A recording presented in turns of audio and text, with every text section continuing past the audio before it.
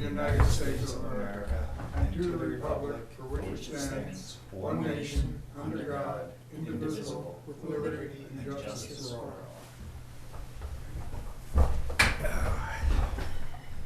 Okay, so we have primarily four budgets tonight, okay? The fourth one, and if you're so inclined, you could at least take a quick look at a fifth one. All right. Okay. The more we get out of the way, the better. So while we're waiting for the police, Where do we want to go? if you'd like to, we can cover a couple of things. One of the things I have on here is like an administrative report.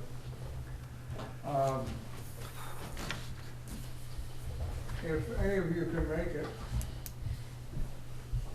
at 9 a.m. on Friday, December 3rd, in this very room, we're going to meet with some folks from Regional Planning Commission and I think the state of New Hampshire over a program called RSMS.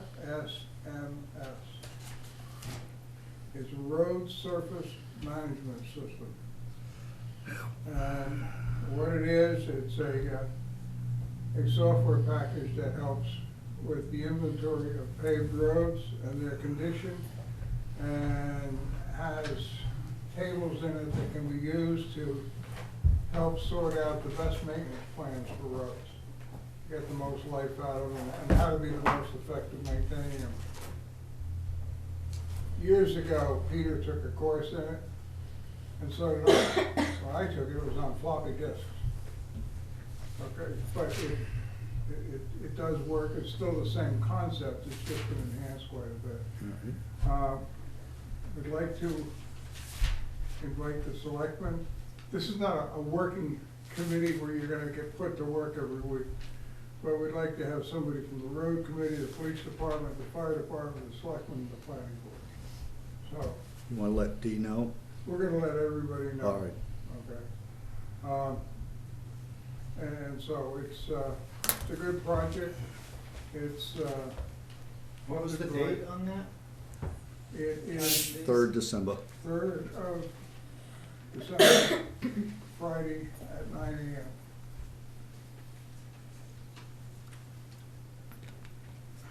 And this would be a planning tool for road maintenance, and we'll make sure it gets out to the people that we have listed as members of the road committee. So I just want to make sure that gets in the minutes. Didn't we talk about this? We Yeah. did. Just I gave it in yourself I think before. this is them coming back to us after we put out the request. Yeah. More than two selectmen or more show up, does it become a public hearing of sorts? Yeah, technically. Yeah, that's what I was thinking. Yeah. Technically, Do you have an interest in it? I'm a civil engineer. I had an education in it, but yes, I'd like to attend. But if there are the selectmen who are interested, because roads are going to be with us. If the two of you want to go. And Can then we? if Sean wants to go too, that doesn't make any difference.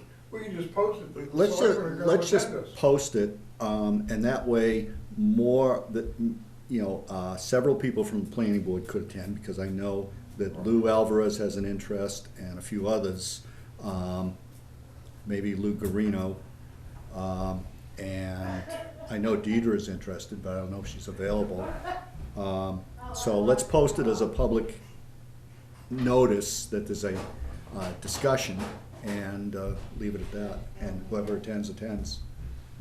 So, Yeah, I think that's a good. and there may be interested members from the public as well. There could be. Okay, so How much room you got? we will post it. Got about Okay. 30 chairs up And there. the public is invited. Public is Yeah, invited. public, Is that all right, or? yeah. Well, there's nothing wrong with I it. mean, No. I don't think we can take 150 people, but I mean, No, I obviously, mean, if somebody I don't has an think you're interest in getting- it, come on down. If we got 150 You people, might sucker another volunteer. we hold it in the for parking something. lot. Right, we might end up with another volunteer for something. Yeah. So and this is a planning tool for how to use your money in the best manner. Thank you. Should I reach out to Mike and see what he's? We're open already. Well, I was gonna tell you, I just soon put off what I was gonna talk about till after the holidays. Okay, If that works for you? 'Cause I that works might- for me. Okay. Have a And you happy can Thanksgiving. discuss it with the others or whatever. Okay. Happy Thanksgiving and Happy New Year. Same to you, Earl. Happy Merry Christmas. I'm leaving, I gotta go, never mind. Okay, just go, wherever you're going. All right, something else to add to the calendar. Okay, so we're all set with RSMS. Yeah. Okay.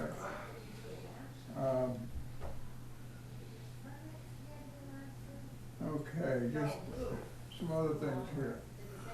On Monday, December 6th, and this will be going out to all the employees who are eligible for the healthcare program. There will be from 12 to 1 and from 4 to 5, there will be a live video type presentation. It'll be interactive, it'll be both ways. People are gonna ask questions. They can either come here and watch it, and we'll have it for them, or they can sit in the cab of the cruiser and watch it. I have, wherever, anywhere they are, they can watch it. So the idea behind it is to explain to them how the program works and maybe some of the differences between what they had and what they have. Is this a Zoom type thing? It'd be a Zoom type, but it's not, I don't think it is Zoom, but it's a Zoom. Well, I'm type just thing. wondering if we need to tell people how to log in if they want to. That will all be made available to them, Okay. okay? What is the date? December 6th, 12 to 1 and 4 to 5. yeah.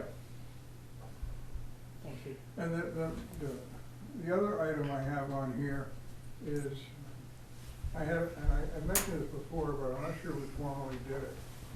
Eric Maxwell is the emergency management director. Yep. Jim Hicks is the one we had in the past that knew the most about it and was the most effective, okay? And Eric needs a deputy, and Jim's willing to help Okay. get him, up and running. And, but in order for Jim to make certain phone calls to people in the state and stuff like that, he needs to be formally appointed. So I'm requesting the board to appoint Jim Hicks as the deputy emergency management director. So moved. Second, all in favor? Aye. Aye.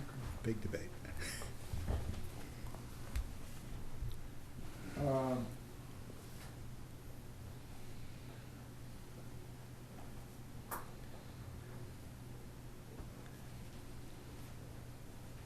I mean, Bob asked me if he wanted, I put stuff in the book. He just sent me stuff very late today. His budget is actually lower than the first one he gave me. Okay, so, and he had, in the email, he asked if he needed to bring the materials, and I said, no, I'll make him bring them, so I'm not quite sure, but when he comes here, we can, so. One of the items that's in the budget is called Regional Health Services. Last year it was Article 9. And it encompasses some very good services. And I've had it, but, these different organizations make requests to towns for some. Usually it's a minimal support. It does help them. For example, Meals on Wheels requested $1,300. Last year it was $1,275. And I have a detailed report in here. I didn't print them all. Okay. What they do, how many people they serve, and that sort of thing. Most of them are the same. I talked to Carrie, who's our welfare director, and I got to get a feel from her as to the ones that she sees that do a lot of help. And she told me she thought that St. Vincent de Paul was probably, of course, Meals on Wheels would be high up there too, but two like that were huge. And Paul, which is a food pantry. She said it's a lot more than the food pantry. They come up with money to help people who maybe don't qualify with us, but are messed up with electric turnoffs and stuff like Yeah. that, so they've been very helpful. But I ran into one, that I wanna run by you, and let me hand this thing out.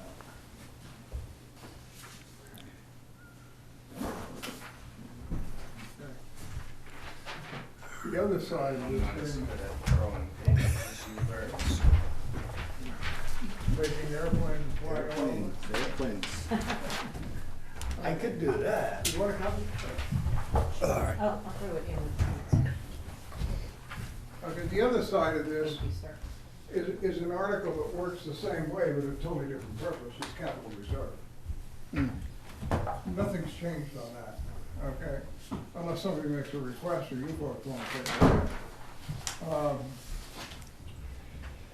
But we got one in here, it's about the fourth one from the bottom, Monadnock Family Services. It says $250. Yeah. A couple of years ago, it was $500. A couple of years before that, it was $750. Yeah. Their request, and this is what triggered me bringing this thing in this way, is their request is $1.25 per person in town. Oh. And then I started looking back, and it looks like this thing's been, somebody's been shrinking it over time. I don't know if that's good or bad. It is primarily a mental health organization, community mental health. It operates in the southwestern part of the state. Probably, I think she said there's 38 towns, of which probably close to 30 of them pay the $1.25. Some pay other amounts like half. Jaffrey, so I looked into what Jaffrey does, because they're really unique. Jaffrey pays $1.25, but what Jaffrey does is they make them bring in a petition warrant article and they throw it on a warrant. So let me understand, Jim, here. Are they asking for $250 or are they asking for $6,500? They're asking for $6,505. All right. So that's an increase that caught my attention. Yeah, I mean, that's enormous. Yeah, but it's not their increase. It's not their. It's not their asking is not a big increase. This is what they've been asking all along. They've been asking all along, okay? Oh, okay. Okay? We have dipped it way down, and I have no idea why. Do we have any records of how much we use this organization? Yeah, we can take a look at that. And they're gonna send me some more stuff too. But one of the thoughts I had, and other towns have done it, and that is to say to a charity, especially one that you haven't worked with before, and that is find 25 people in town to sign a petition, a warrant article. And then have somebody in town get up and speak to it, and let the voters decide whether or not they want to support the thing. I mean, I went back a number of years, and as I went back, I saw that number climbing. But this number here, total number of, organizations being assisted, shrank. In other words, it's been growing. We have more than we did 5-10 years ago. We lost one from last year that we budgeted. It was interesting because we budgeted for one that had gone out of business.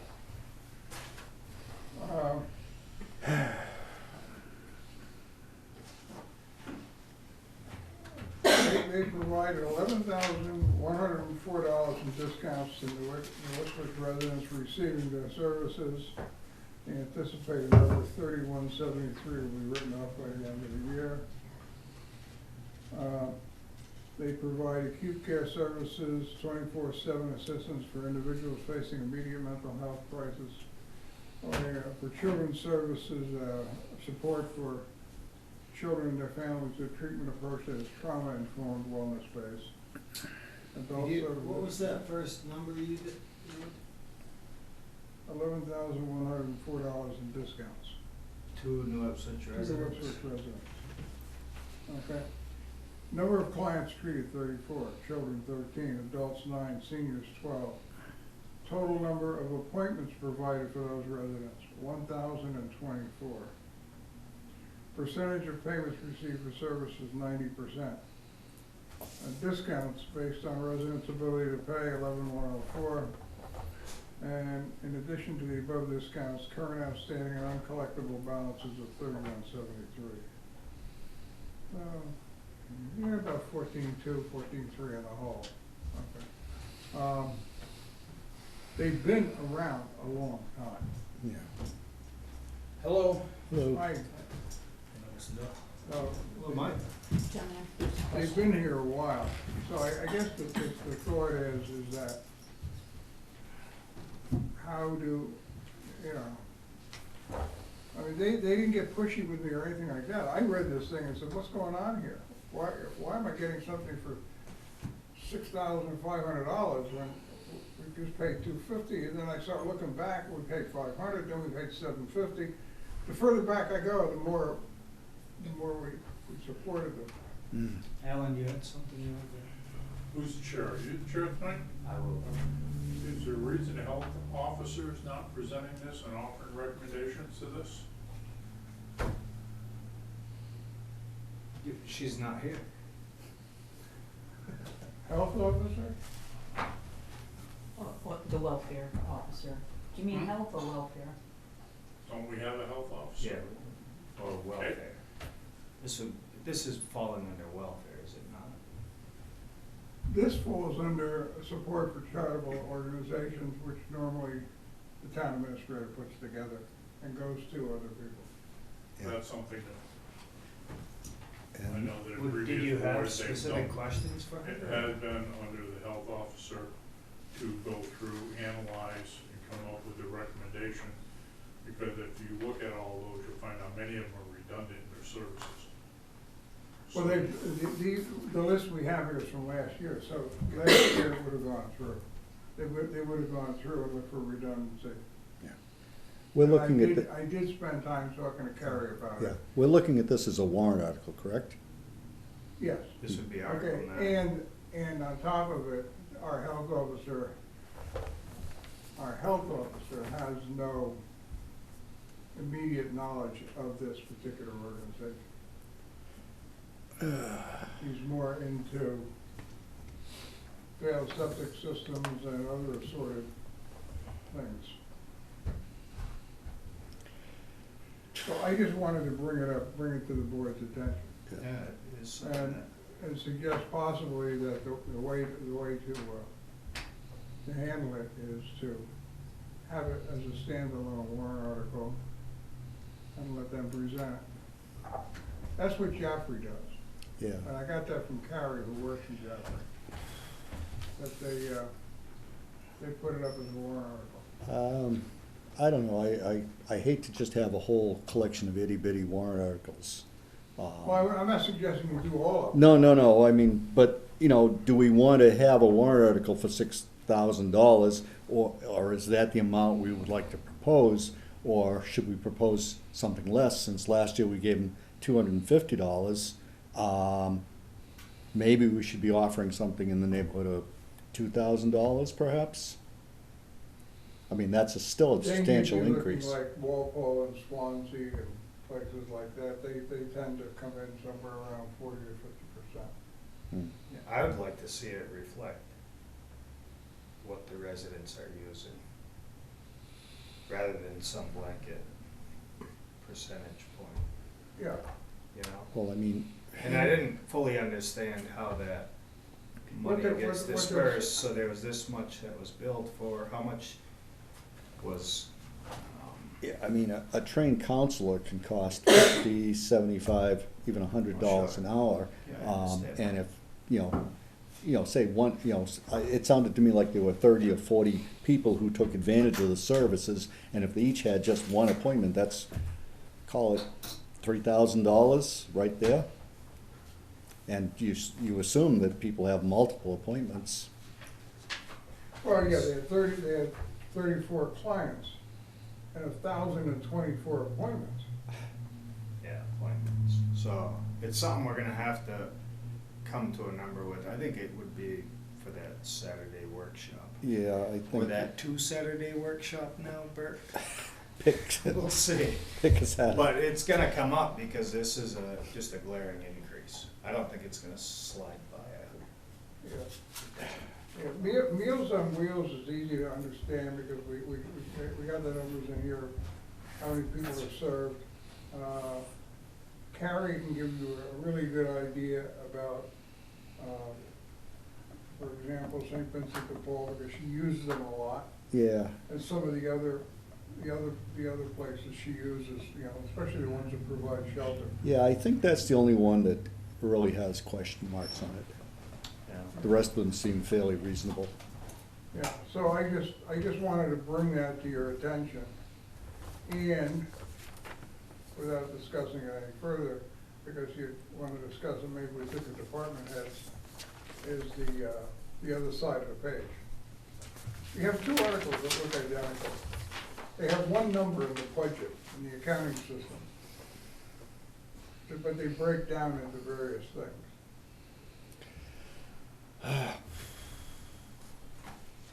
And that is capital reserve. Yeah. Now,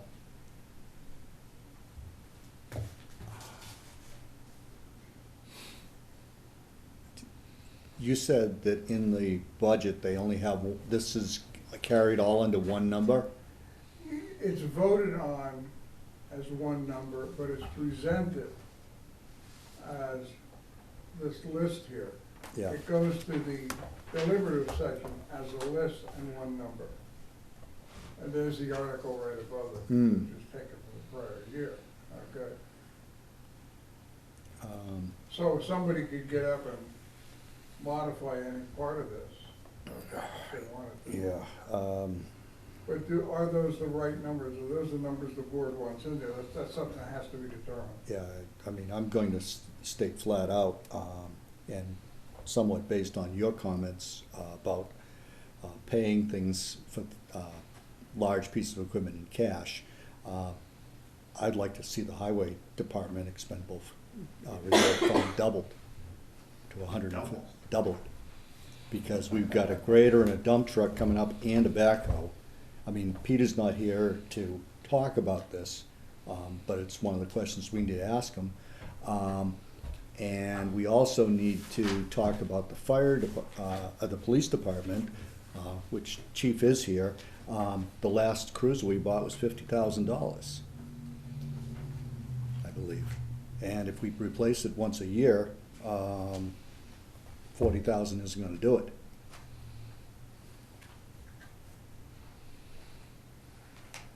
And I'm not even sure where we are with fire department.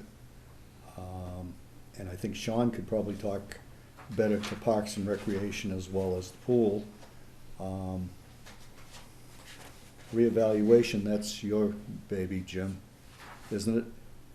Yeah, and that's an exact number, Okay, okay? so that's kind of fixed. Comes off a spreadsheet, it works perfect. All right. Okay, yeah. And we were talking about some of the buildings over by the fire department, about upgrading those. And we still haven't dealt with the old town hall down there on Main Street, what we're gonna do with that. That's for later on this meeting. Okay, Yeah, I didn't. Just so you know, Bert, that right now the highway, well, last year had 404,000. yeah, What you're proposing is doing like a quarter of what the balance is every year. well, just this year to try to catch up with all that deferred stuff that has been left to languish, and then kick it back down to 75 or 100. But I think this year we need to make an extra effort. We wouldn't be able to spend that money next year. If it gets voted in March, we're not gonna be You able to can't spend it spend until the money following year. the year it's voted in. Even so, Just, we need to make provisions for the future. I mean, that's what we're here for, is to plan for the future. yeah. And Hopefully, we can address some of it in the highway department's budget. maybe, maybe not. I don't think so. I don't think we can do quite what you'd like to do, but we can try. Well, I think that's the time to discuss it when you're talking to the highway. Right. You know. but I'm just Maybe go suggesting to- that the expenditures are pretty significant. And the other thing we haven't seen here is the capital improvement plan, which I've been asking for the last 3 weeks and has not appeared. I think, Okay. the chief here, maybe we can. Yeah, why don't we just start? Okay, so, we're all set on this. No, he's not. We're all set on this, right? I'll go this way. Up. That's cool. Yeah, so, Oh, you want front and center? not, he doesn't wanna climb over that. They It's have, just a place to sit. they have what you sent over. Okay, thank you. Which section are we on, Jim, for this? 6. Pick Yeah, all right. 6, okay, got it. Yeah, good. Yeah, it was a good vacation. It was great, thank you. Awesome. We'll get away from it.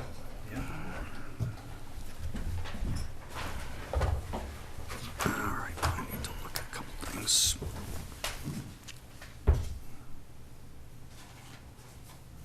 Nobody's on. No one's on Zoom anyways. Think I should shut it down? Yeah, you can shut it down. I don't think it's that critical.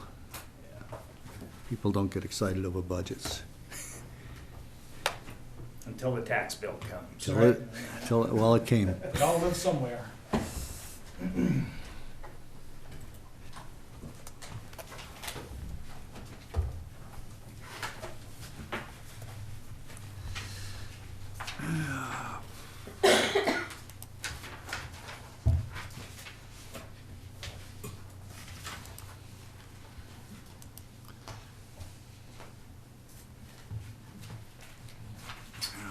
There's a lot of pages in this.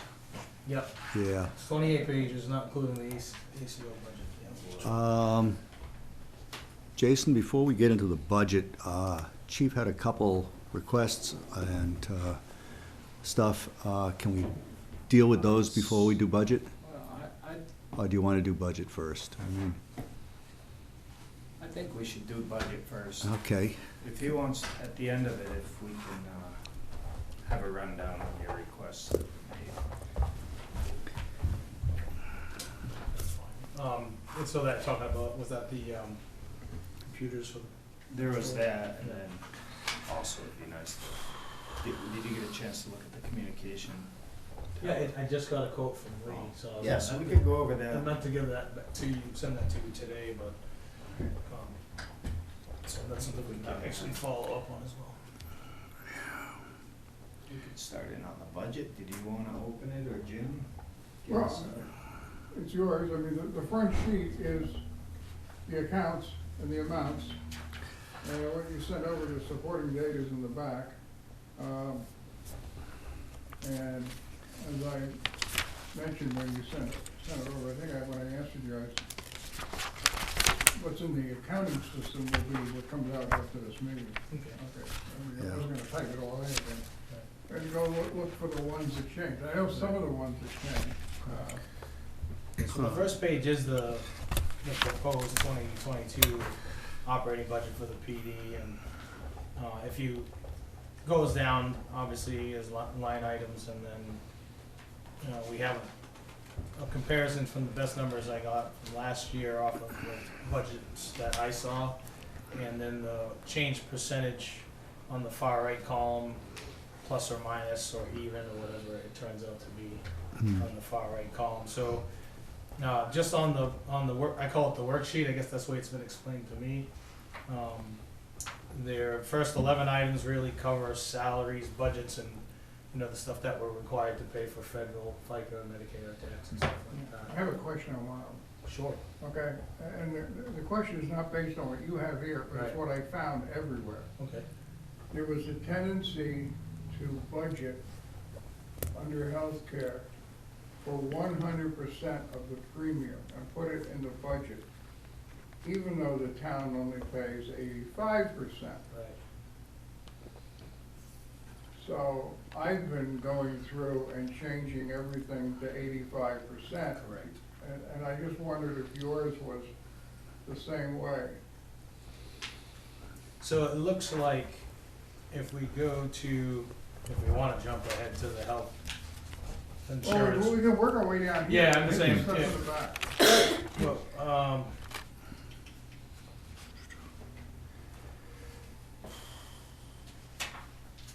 I can probably answer your question right now. Well, I don't know, I think we ought to go line item Yeah, by so line they, item. yeah, you're right, Mr. Coffey, that's the 100%, so that should be adjusted down, but we can get to it as soon as we get there. Yeah. You are actually right, yep.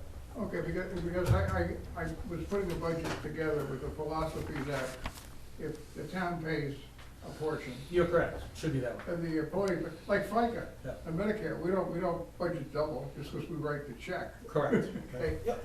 Okay, So we can adjust need to to that, fix that. and, yeah. And I found that rippling throughout the whole budget, so I was going through and pulling them back in. Yeah, that line right there, potentially drop top down. And then the dental and the life is the same, but they're much smaller numbers. All right, Yeah, so I think however you wanna start, if you wanna just go, line by line, I was just explaining the worksheet a little bit, but like I said, the first 11 items are salaries, budgets, and benefits. Basically, I know, and stuff that we're required to pay to the federal government. The last 15 line items, starting at training and seminars, are, anything from, as it says, training, uniforms, electricity, postage, fuel, equipment, so stuff to operate the building and keep the doors open, and then some training and vehicle maintenance. With that being said, if we were to look at the bottom 15 items, there's only one increase in the entire 15 items, and that was, I brought $150 back to the community police. Does wonders with the percentage, doesn't Yeah, it? right, and it makes the percentage go high, but we had $1 in there, and because of last year, we didn't participate in Halloween and handing out candy and coffee with the cop programs because of COVID. And going forward in 2022, I would like to see the agency get back into maybe setting up coffee with the cop, and somehow we need to pay for buying the coffee for our citizens. And then Halloween, we usually go out and buy candy, and then when we drive around in the cruisers, we pass candy out from the cruiser to the trick-or-treaters. So that would give us some money to do that. all right, let's just talk about your staffing a little bit here. Okay. We know we have you. Yep. You have not filled the position of lieutenant or sergeant Yeah. yet. Do you anticipate doing so, or? Yes, so, You have some prospects? yeah, I'm currently was waiting to see how everything settled and how my existing officers were performing, and I'm thinking about, one of the things I'm seriously considering is promoting from within, so that would be my master patrol. Okay. And so that's something that would probably, like I said, I've been kind of seeing how everybody's settling into the changes of the PD, the changes of command, the changes of staff that are coming and going. So people have been, especially my master patrolman, has been especially helpful, and he's really stepped up to the increasing work and increasing demands on his time. So That's Officer Volheim? correct. Okay, Yeah, just so I'm wondering. pretty happy with his performance. It's been Okay. going really well. All It's right. been extremely helpful. And if you promoted him, you would still be missing 2 patrolmen, is that correct? Correct. Okay, and Mr. Kelly, or is it Kelly St. Pierre, I can't tell. Oh, that's our administrative assistant. Oh, all right.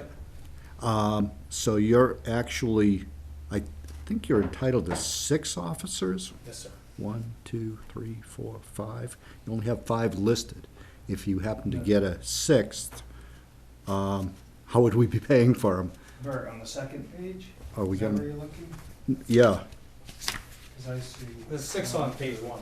6 on, Yeah, I got page 7, oh, that's something else. Well, it's numbered page 1. Yeah. yeah, So there's 2 that have no names, sergeant, lieutenant, and then patrolman. Yeah, so that's Right. the 2 vacancies. the 2 vacancies. Because right now yeah. West occupies. 1, 2, 3, One. yep, okay, yeah, that's what I'm If he suggesting. gets promoted up, then we still have 2, we'll have 2 He has spots, 2 which- vacancies. yeah, Which I've And- been interviewing, and I've had several interviews, even today, so. All right, Now, how does that work with sergeant versus lieutenant? Is there certain benefits that they're entitled to if they're lieutenant versus sergeant, or Yep. what? So the history that's been explained to me and the way I came in as lieutenant is that the sergeant is an hourly position and lieutenant's a salaried position. The sergeant works holidays like the patrolman does and would then be eligible for those 2 annual payouts of the 10 holidays, so 5 and 5, where the lieutenant actually would get the holidays off. So those are the difference. And the big difference is a sergeant is hourly, Yep. lieutenant is salary, and the other difference is experience and then job description. As you guys can imagine, if you move up from sergeant and get promoted up to lieutenant, there comes usually some added responsibility and knowledge. As well as the ability to stand in for you on occasion. Correct. Right. And the sergeant would do that. That would be my second in command and would be my right-hand man, if you would. And like I said, I've been kind of testing the waters. And that's why that position hasn't been filled just yet. And doesn't Officer Volheim have several years' experience in New Ipswich? He's been on here for 8 years, other than that 1 week off. Okay, Yeah. that's kind of what I recalled, but, Yeah, and he's been on the job for about 16 years. all right, so, He's been on, yeah. So he's not got- exactly a newbie. No, he's got a lot of experience. Okay, And he's very well rounded. okay, all right. No, it's just, I'm concerned, you know, you are interviewing, you're trying to get, people to accept the position. I guess the question still remains, are we offering enough money to entice people? And you said you've had some interest, some nibbles, so I think we're offering about the right amount. Question is, what happens to that money, Jim, if you don't manage to make those hires and we go through the cycle? Does that go back into the general fund? Yes. Okay.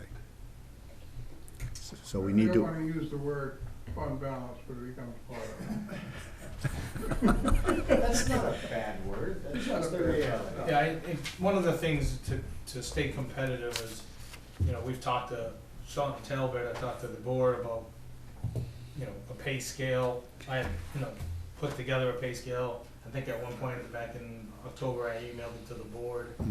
This pay scale is not just arbitrary, it's put together by research.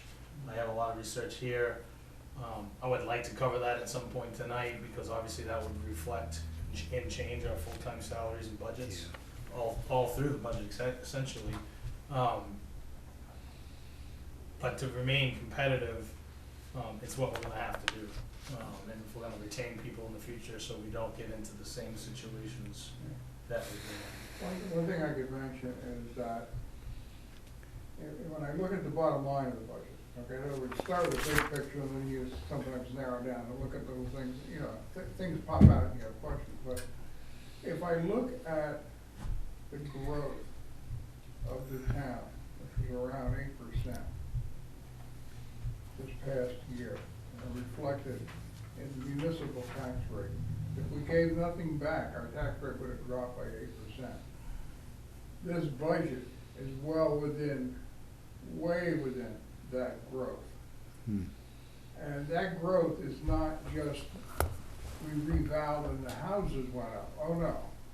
That growth is new property coming on the tax rolls and also that and obviously a lot more motor vehicle registration. Yeah. Well, I kind of look at it as a ratio of the necessity for one officer per about 700 to 800 people. Right now, we have positions for 7 officers.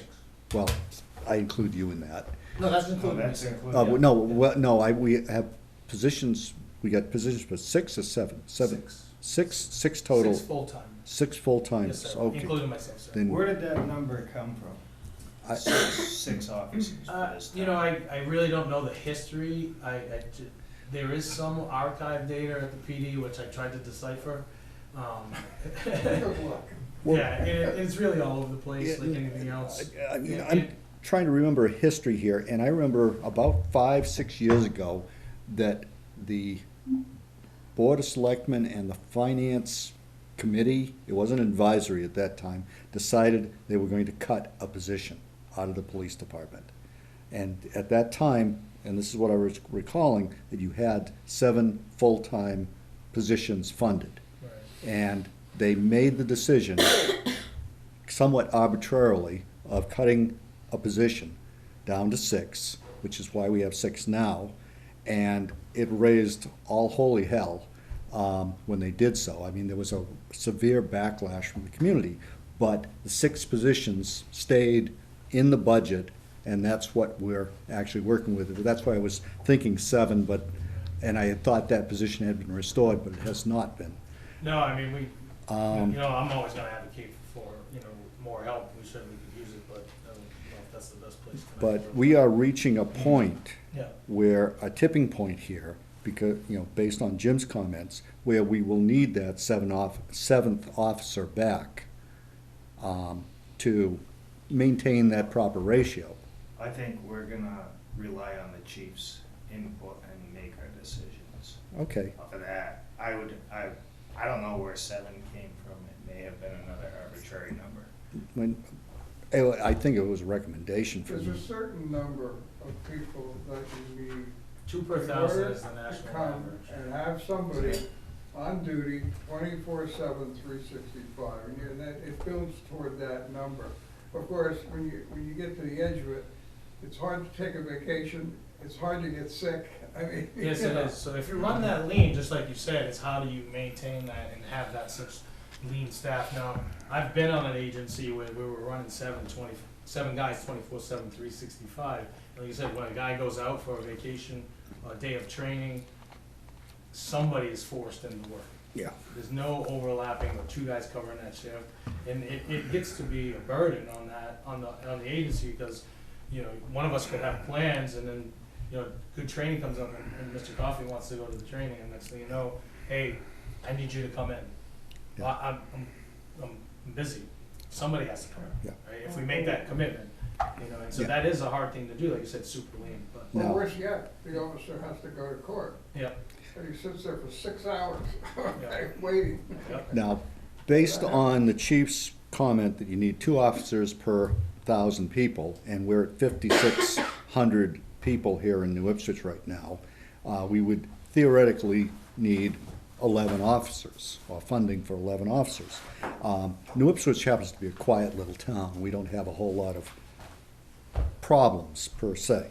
But at the ratio I suggested, which is 1 per 700 people, basically at 4,900 we would need 7 officers. At 5,600 we need 8 officers. So we're actually undermanned by 2 officers here, and I think it really needs to be addressed. Yeah, well, we can talk till we're blue in the face. Right now, there's 2 vacancies.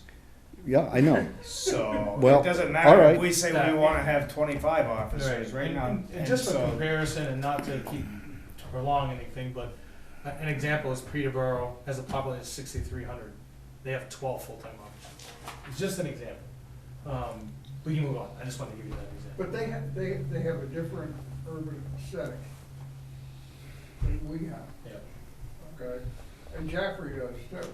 The differences, and everybody talks about bringing in all the commercial stuff. Right. But that can bring in a lot of problems that cost money, Yeah. and the taxes are sometimes higher in towns like Peterborough. All right. But I think at some point, Mike, we should sit down again and talk about both this Yeah.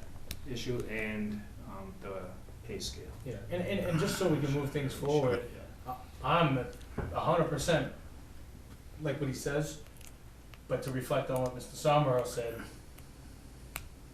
let's tackle this if we can get 6 full-time guys, 6 full-time officers. But I do want to talk about it, but, All right. yeah, At a later. yeah. Okay. I, as you can see, it's a tough climate out there to get police officers right now. And Yeah. All right.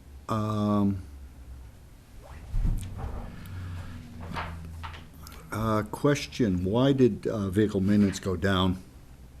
I put it down because basically, we have, can I get the line item number? Oh, I'm sorry, 432, I have yeah, notes. four helping you thirty-two. through all this stuff. 432, So, the reason I did that is because to date, we have a balance of 3,100, right? We have 2 cruisers that are 2020s with low miles. So I said, if any place we can shave, because I don't anticipate, major problems with the newer cruisers, okay, although I will say, these are very bad. Ford did not do a very good with job at these cruisers. Luckily, they're under warranty, put it that way. They've been in the shop a lot. Yeah. what sort of problems, minor things, or? We've had minor and major things, you know, number one, the 2021 utility in the first 1,300 miles, we had a new transmission, a new exhaust system, new injectors. That's not minor. Yeah, and then minor ones is the window stopped working, all the locks stopped working, the throttle messed up to where you step on the gas, it would just rev up. This is a car with 9,000 miles on it, you know what I mean? So Ford, it's just bad quality It was a control. good pursuit car in that regard. Yeah, everybody Steps gets on the away. gas and.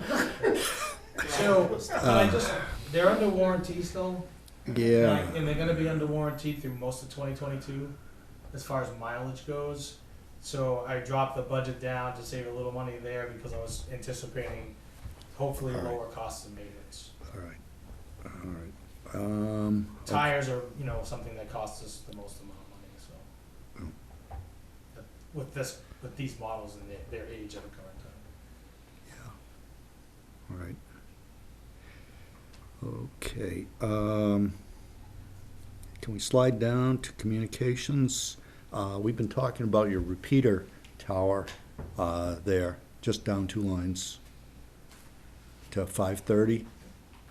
How are we going to fund that one, Jason? Were we gonna do a warrant article on that, or? It depends on the cost and how much is left in this year's budget. We have very short time to work, I understand. Very. Oh, it's no time, Yeah, No Okay. time. pretty Yeah. much no time. that's basically the issue is, We run out of time. no, we might be able to, I already have the quote, so it would just be a matter of accepting the quote and We accept the Me. quote, that starts it. right, get the invoice. And then we can, What was the quote for? I don't remember off the top of my head. I didn't know we were gonna talk about that tonight. I didn't bring it in. Ballpark? 36,000. Not coming out of this year's, probably. Well, Do there's we- quite a bit of money. Is there? Yeah, there's a lot of money left in the budget. It just has to be slid around. I think it's possible. I think we need to get it squared away. But you'd be taking that out of this year's budget? Yeah, spending it this year, Along with that other request. changing the laptops. Yep. I think basically, if I was to go off my last, we also keep our own figures and they're fairly close. There's some discrepancies, but if we go off our last, our budget balance as of November 2nd, 2021,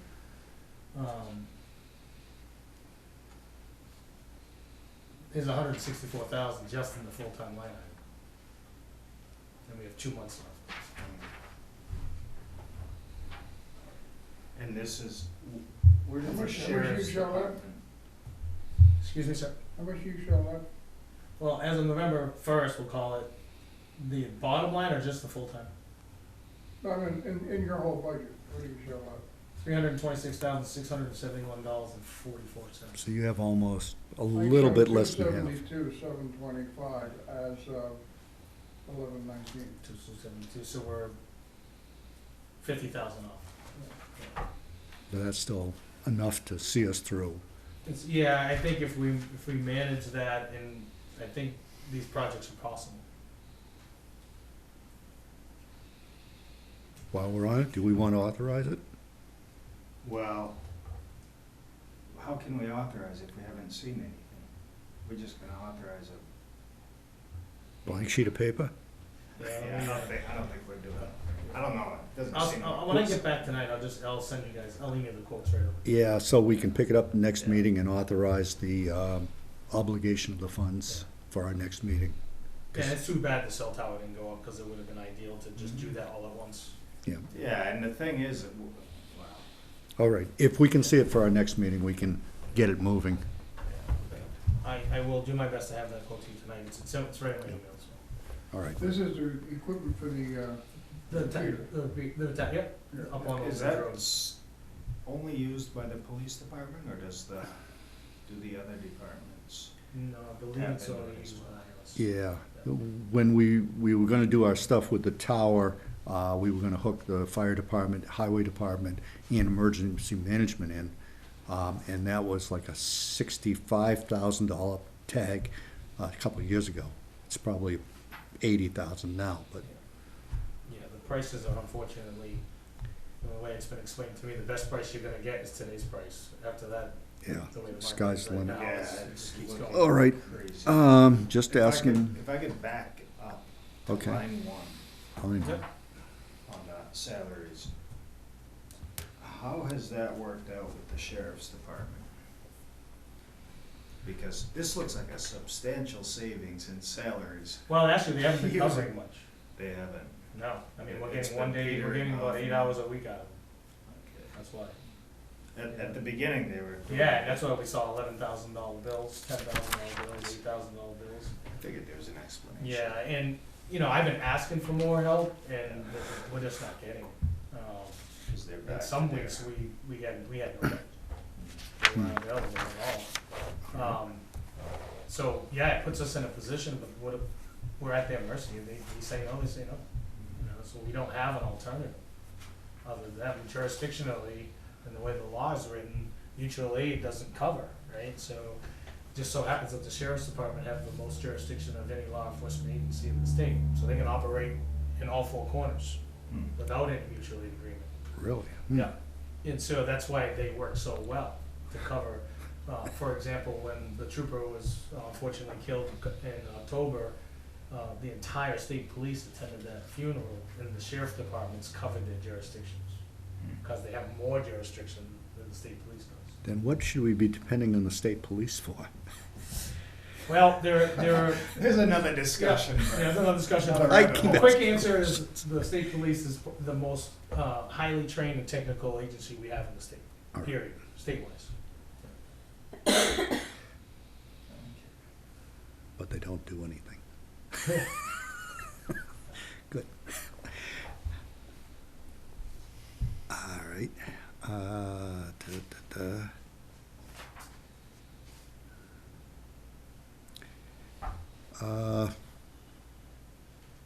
I noticed you dropped your fuel cost a little bit. Gas prices seem to be soaring. Yeah, so when I dropped that price, it was, you know, I think that originally I submitted the budget a few weeks back, and I anticipated an increase in gas price per gallon, Mm-hmm. but I also still anticipate a reduction in fuel compared to years past because we're not fully staffed. And nor will we be fully staffed all of 2022. We are hopeful, so that's why I did that.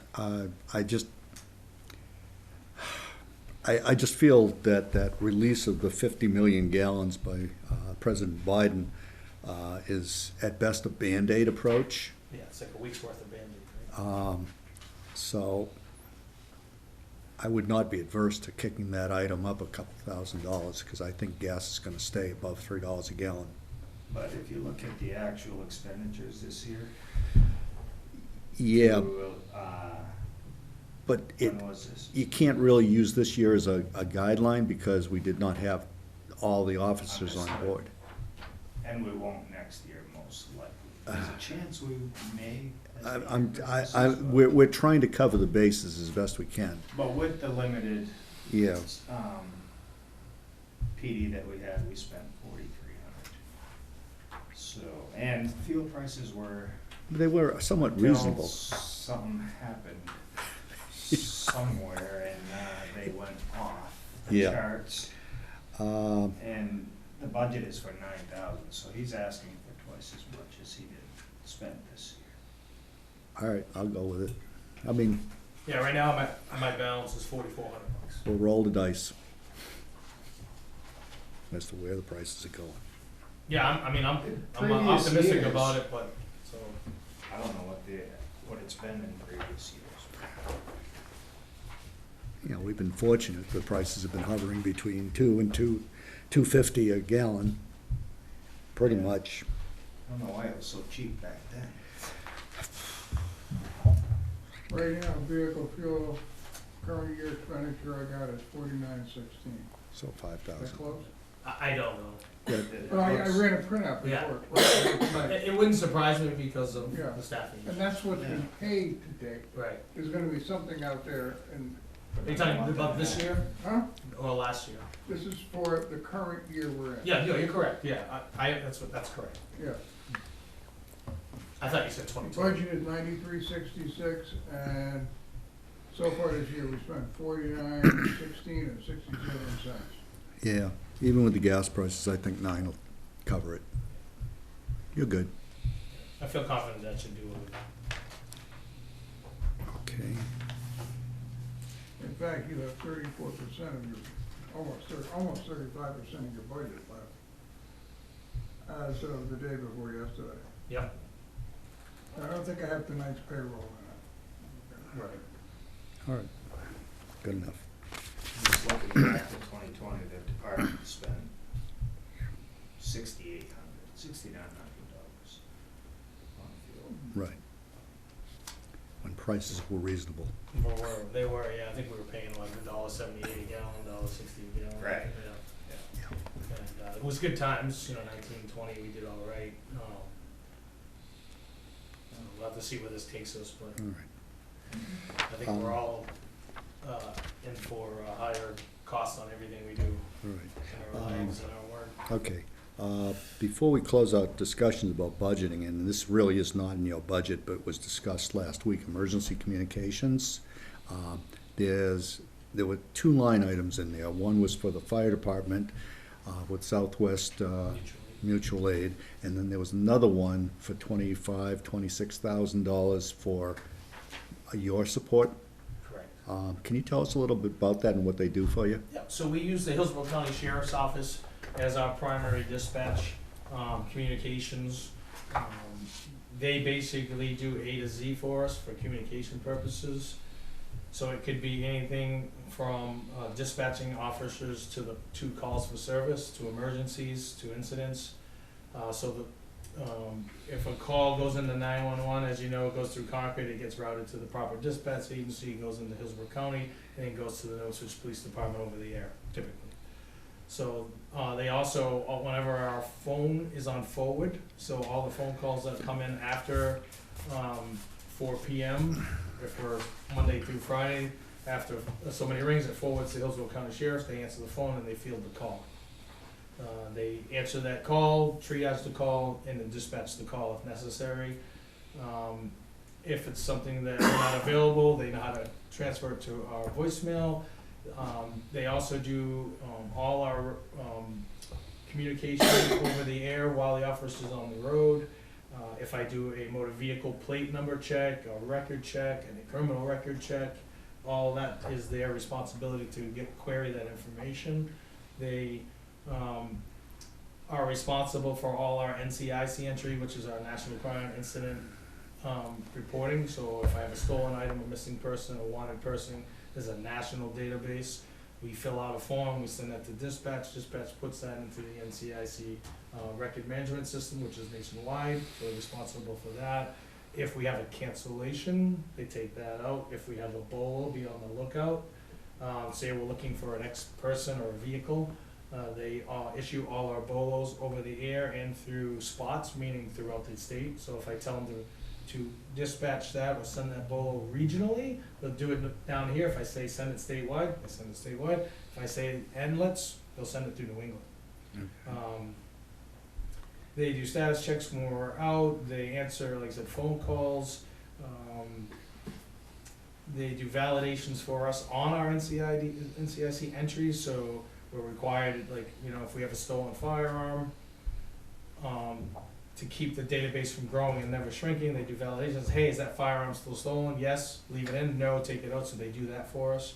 It goes on and on. They have a lot of responsibility. and mostly frontline communication. Okay. Yeah. Do they do a good job for you? They do an okay job. Okay, all right. But, One of the things I was gonna bring up was that in the background, I've been working with Hollis Dispatch to see what it would look like to go there and for numbers. okay, Because I believe it would be a better service. any sort of a price tag on that? Very similar so far. All right, Yep. all right. Within a couple thousand. Okay.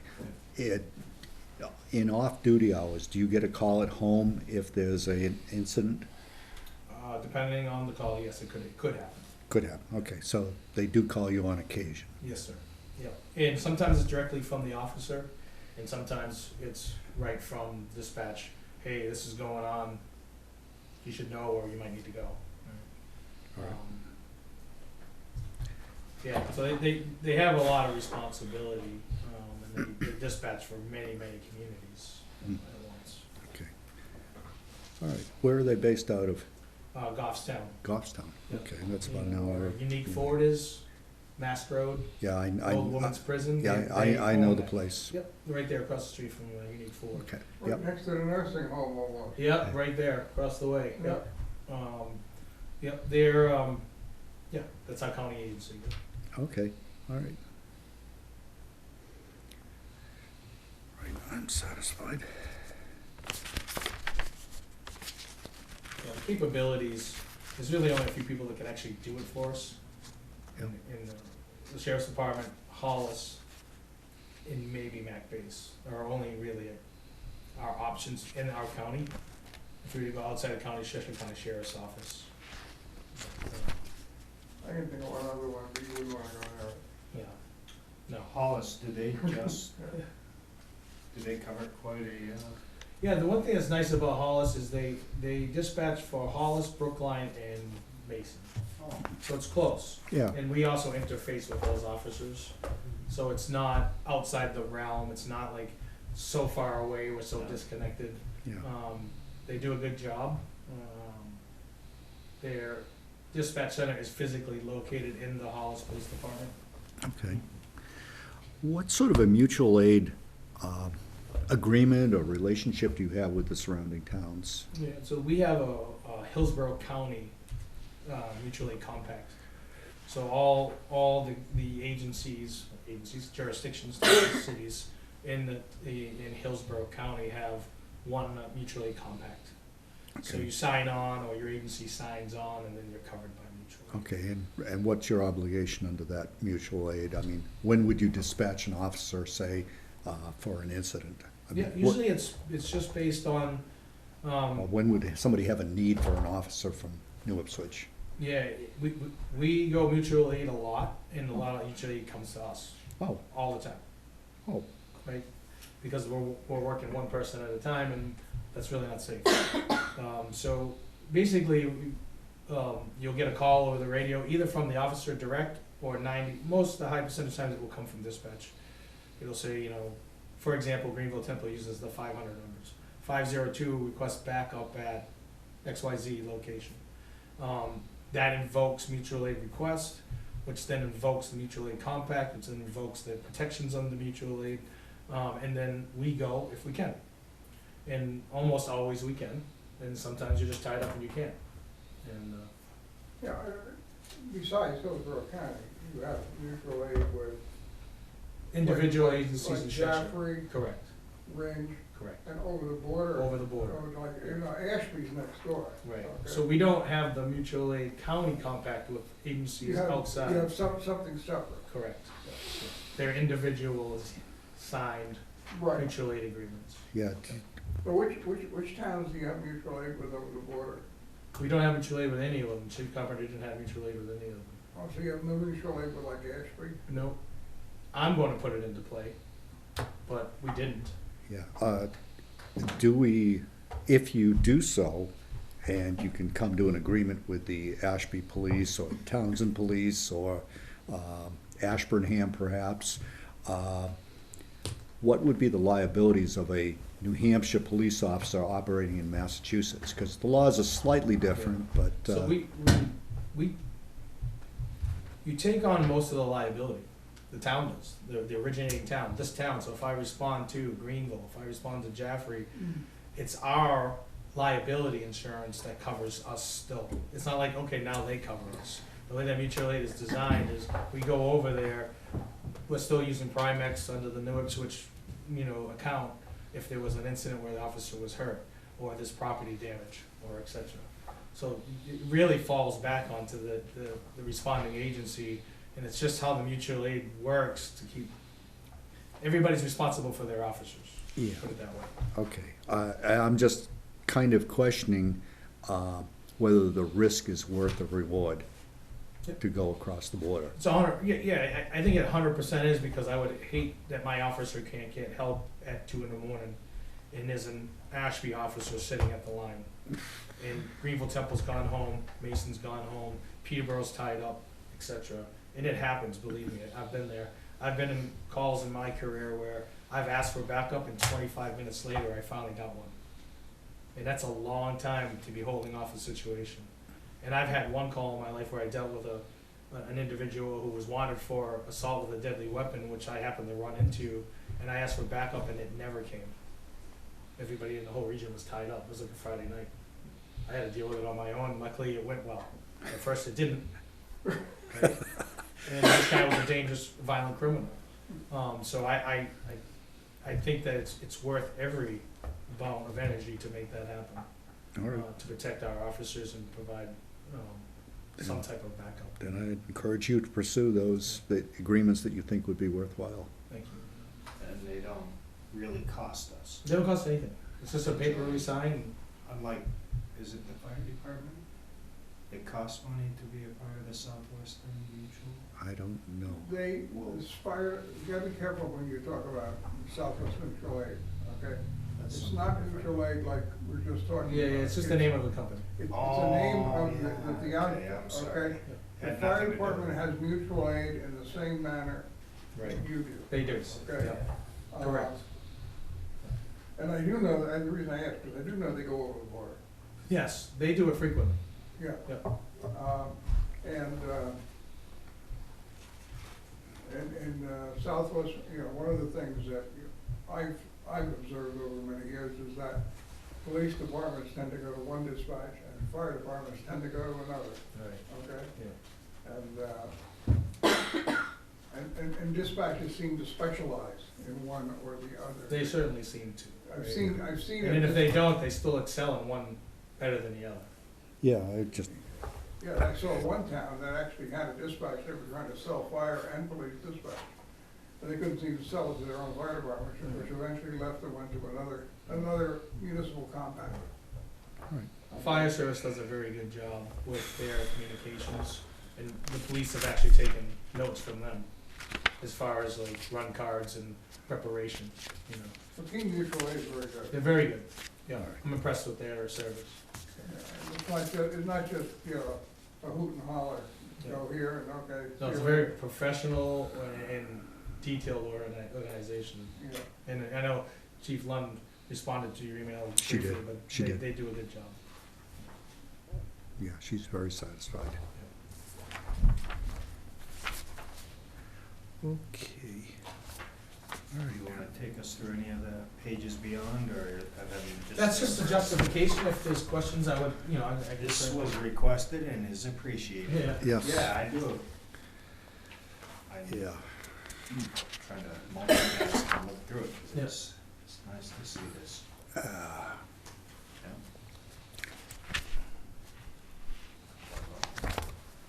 Okay. Should have looked through it before the meeting. Yeah, it's all right. I mean, there's, I don't think there's anybody here that has a whole bunch of free time. And like Sean has, and I'm sure he's told you as well, that there won't be a final decision made as we review the budgets. Yeah, sure. That there's gonna be a workshop. And that's when Bert is gonna really start to. Well, like I said, I mean, I think at some point we're gonna have to go through, the pay scale and decide whether we're gonna, how the conversations we had about potentially adopting one and being competitive. How do you think this would affect your full-time salaries line. There'll be a difference, and I don't know the percentage. You don't think that, The reason I didn't run the numbers is because I just wanted to make sure that we were gonna entertain something before I put the effort to go Sure. beyond Yeah, into putting in a second proposed budget, if you will. well, but your gut tells you that we'll end up paying more. Like, if we were to adopt, say you Yeah. had run the numbers and Bert and I said, yep, we're going for it, you would automatically be increasing. Yeah, so let me just give Is it that what quick- you're gonna in my tell head, you? in my head real quick. So we got that.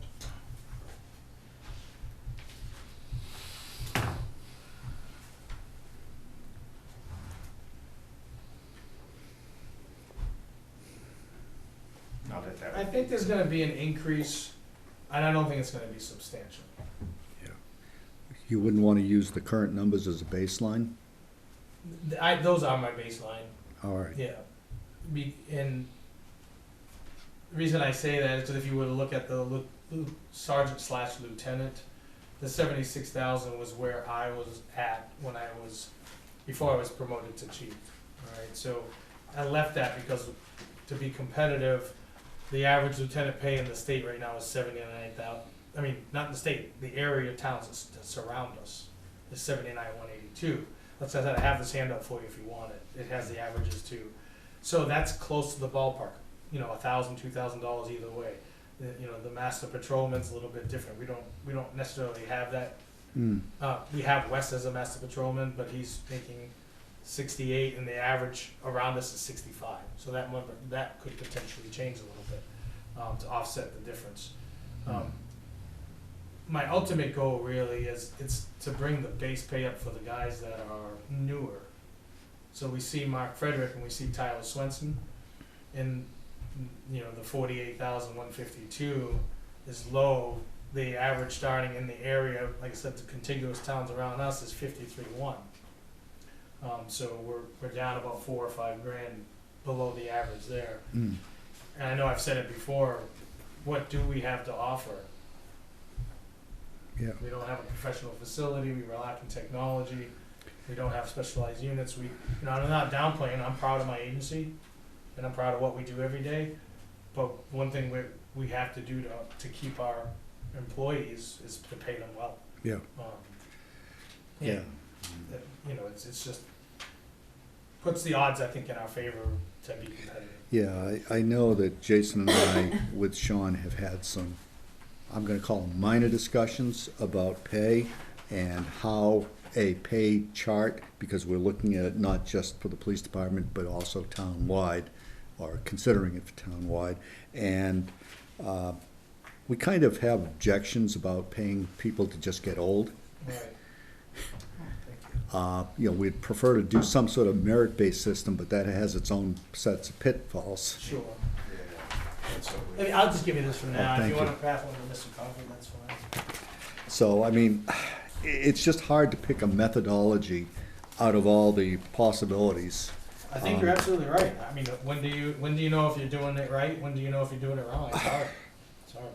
And I think, on top of that, on a regular basis, you need to look at your scale and is it competitive? And then what's the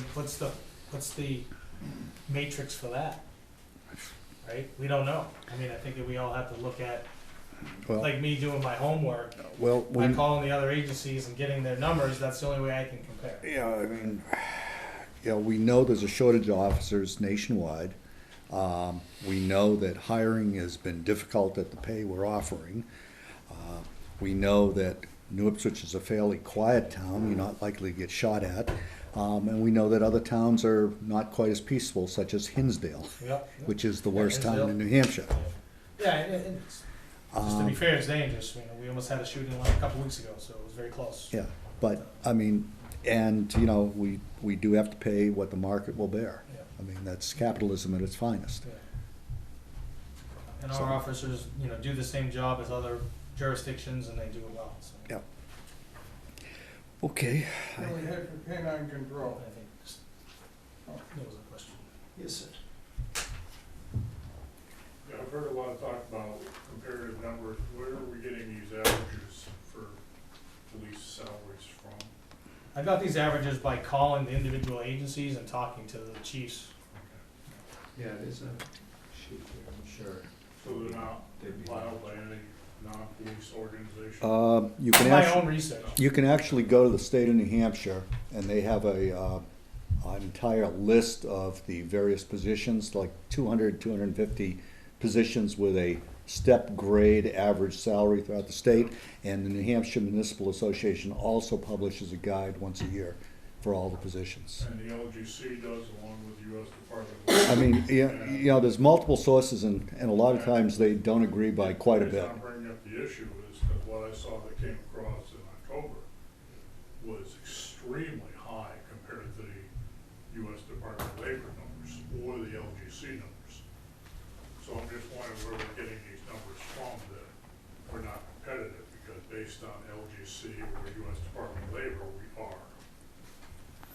And I'm just curious where we're getting the numbers you're working with.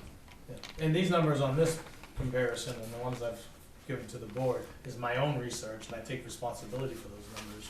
And, yeah, and I've called those agencies in person, not in person, I called them by myself, and made those calls. And some of them are collective bargaining agreements, which are what you're talking about available. I called the agency and they said, here, type this in, go here, go ahead, that's our pay scale. And they're all right here. I brought it with me. And these are the towns that pretty much touch us. So, Okay. and like I said, if you go to the last page, those are the averages that I just summed up between Wilton, Brookline, Jaffrey, Peterborough, Greenville, Temple, Hollis, Milford, and us. And this That's is, the neighborhood. That's the neighborhood. it still remains a very fluid Yep, chart. yep. Yeah, I just tried to make it as simple as possible. Right, I'm Gave you the saying number that the for- wages are still fluctuating Every day. like crazy, Yeah, they're just. every day.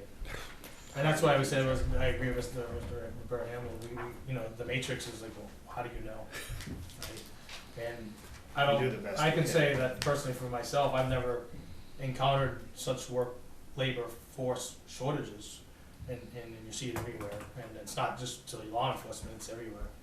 Some of the places you go to get stuff like the municipal association or a Department of Labor report could be a year, year and a half old, where you're doing this in real time. Correct. I've also looked at some of these, okay? And I can find some in Hillsborough County on towns not much bigger that are a lot higher than what you brought in. They're just not in the immediate neighborhood. What about the other direction? Huh? What about the other direction? Lower? Yeah. No, I didn't find anything. Oh, come on now, Jim. I didn't, I wasn't looking, too many, but I did Yeah. look at a couple. Yeah. Yeah, and then you head south over the border and forget it. It's a whole different game down there. Where? Massachusetts. Oh, yeah, That's- the different world. It's a different world, right? Yeah.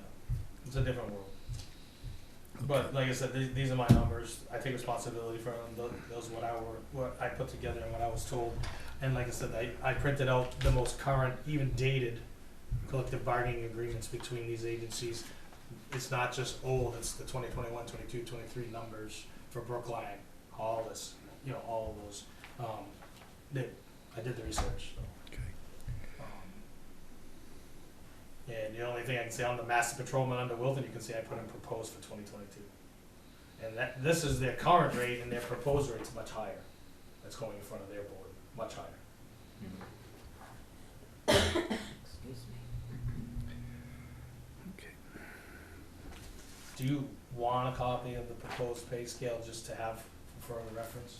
Yeah, if you just want to email it to us. Okay, we that's can do some- that. Yeah, Yeah, that would be. that'd be fine. That way Sean will get a chance to look at it as well. I guess I'll get that over to you. But anyway, I can table all those things for now. Right. All right. Are we finished with budget? No, we get the dog budget. Oh, okay, sorry. There's a slight difference between what I got in the computer system and what you sent over on the last. All right. It's not much, but if I go to page 28, that you have, Correct, yeah. okay? On the, and I noticed it's on the previous one that came over, so I got two of these records, okay? You got 2010 and 2020. It's the years in the head. Yeah, so those are wrong, yeah. So those just need to be changed. Okay. But this was the budget, essentially it's last year's budget, and it's just identical. Right, And so those numbers were there from last year, the 2010, 2020. So however that happened 2 years in a row, so. that's my if I- oversight. Let me just take a look at something here. What do I have and how did I get it? All right. I got it from somewhere. I didn't pull it out of the air, okay.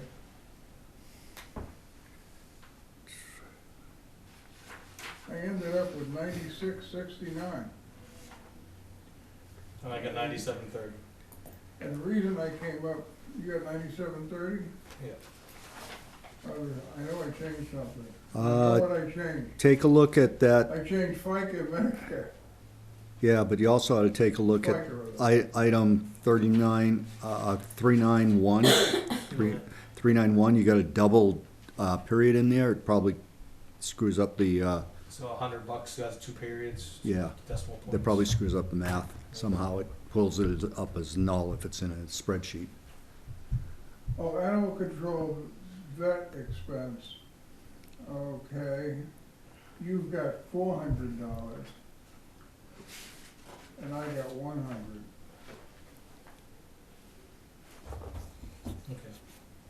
So, it doesn't matter, I just need, what to go in with, because Yeah, I think 400 is a decent number. it's a better number. You're right. The vet cost, as you know, if we send an animal in, it's $300 to walk in the door.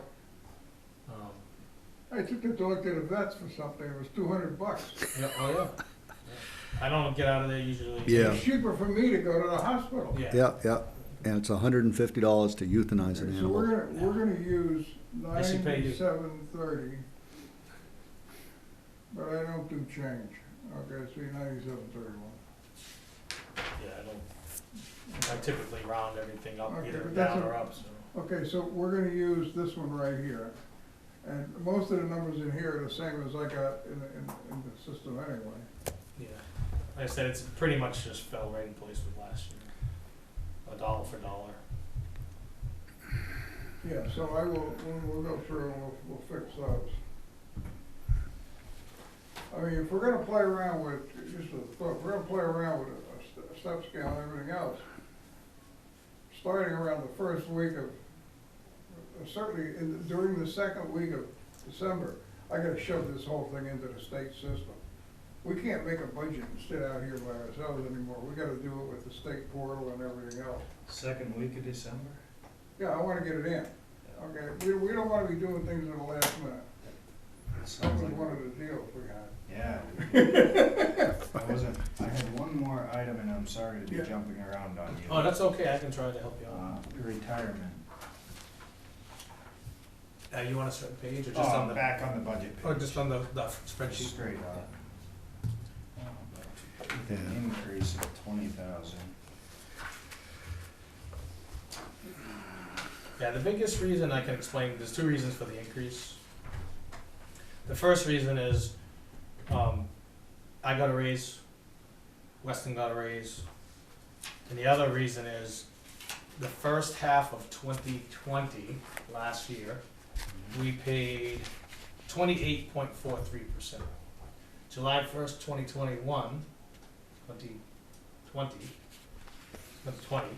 the second half of the year, the rate went to 33.88%. I remember hearing. Yeah, so last year, we only absorbed half of that increase, only half of the year. In 2022, we have to absorb all of that increase. So, let me back up and make this straight. In 2021, we had the first half of the year was 28.43%, and then the second half of the year was 33.88. In 2022, it's 33.88 for the whole year. We should have a lot of state stuff. Their fiscal year is July July 1, Yeah. June 30th, Yeah. ours is the January 1. And retirement contributions are mandated. Yes. They're out of your control. Correct. Yeah, these are numbers set by the New Hampshire retirement system or basic legislation. So And- we can't opt out of Yeah, no, it's a the requirement. retirement system. Yeah, Police and fire, we have to have those. And to make it as close to the number as I could, the reason you see like first half, second half, it's really first 3 months and then 9 months. Because if we get a raise, as of last year, we were told raises only start April 1st. So the first 3 months we're at the salary before the 3% or a raise, and then 9 months of the new rate. So I projected ahead that some people might get a raise, 2.5% to 3%. So I projected ahead on that, so that's about as a narrow margin as we can have. And that's why you see the two different figures, and you can see they're minor between them, but that's what the total is. And there is also the new patrolman and lieutenant and sergeant budgeted. It's budgeted this in there. number. Now, the only numbers in here are the state portion, right? Correct. Okay. Yeah. Yeah, there's the employee contribution, which is totally different. Right. So we're responsible for 11.3% Yeah. a week out of our pay as well. And then employee contribution, I believe, is pre-tax. It's pre-tax, I believe. It's a pre-tax amount. That's a big retirement fund. Yeah, I don't know what their solvency is, but I don't know. That's It's huge. It's, every officer's paying out of pocket police, 11 and change, and then on top of that, the town's paying 33.88 and change. Yeah, I mean, That's that, huge. Yeah. it is huge. I mean, most people figure, 43, 45, almost 46% for every dollar yeah, that's Yeah. insane. between the employee and the employer, Where do I fill in an application? right? Just sign up to get shot But the at. problem is, You're as they looking for said, a town administrator, Jason. yeah, I mean, that's the thing is like, we had pension reform in 2012, and it took benefits away from us, but increased the percentages. Mm. At police now, like myself, when we retire, we get no insurance, right? When I signed up to be a cop, at least I got insurance stipend when I retired. Now I get zero. You get nothing. Sorry. It's like, well, I was already in the retirement system. I was already doing the job for 6 years. No. Took it away. Zero. None. They didn't give me any money back. They didn't ask. Just took it. So unless you were vested, you lost the benefit. And on top of that, they kicked us in the pants and told us we had to pay more. You'd be better off with somebody coming in today would be better off with a 457 plan. If the town put in 10, they put in 5%, and they work 30 years, they walk out the door with a pile of money. Maybe, yeah. I don't know the math. Yeah. Yeah. Okay, All right. got two other items for the chief while he's here. I saw an email about you needing to spend some money on computers this year out of this year's funds. That's the goal. About $14,000. Yeah, I just got the updated quote before I walked in here. It's like 13.1. Okay. That seems, I know there's some mounting hardware and stuff, but I mean, a typical laptop, even a high-end laptop's running about $2,000. Yep. So if you needed, what, two of them? Two. What does all the other money go for? I know mounting hardware, but that seems kind of excessive. Yeah, well, they're specifically designed for police work and for mounting in the cruisers. They're ruggedized and they're airbag compliant. So the equipment, the mounts, the everything that's involved, and then you have the docking station, which is included in it, but it allows you to take that ruggedized tablet, hit a button, pull the tablet with you, and go work in the PD. As I said in the email, go work wherever you want. So those are the added costs. If you were to buy a ruggedized laptop right now, Panasonics are about $5,000-$6,000 a piece. We're just running a run-of-the-mill Surface Pro. They're Velcroed to the mount. The mount is manufactured at Vanguard and welded into the car to a degree. They helped us out and we're very thankful. But if the airbag goes off, I don't know where all that stuff's going. Well, it And sounds that's- like it's welded. Well, it's all welded together and then mounted. They lifted, took the bolts out of the seats, put it in there, bolted it down. But that laptop tablet that's on Velcro, as soon as that airbag goes off, that thing's going for a Why ride. don't you just get Alexa? Right? So basically, to be straight up front, my most concern is safety, right? I've brought this up to past administration, not board, PD, and I got the, but I don't You believe know it. what the first thing that comes to my mind is? Nylon strap.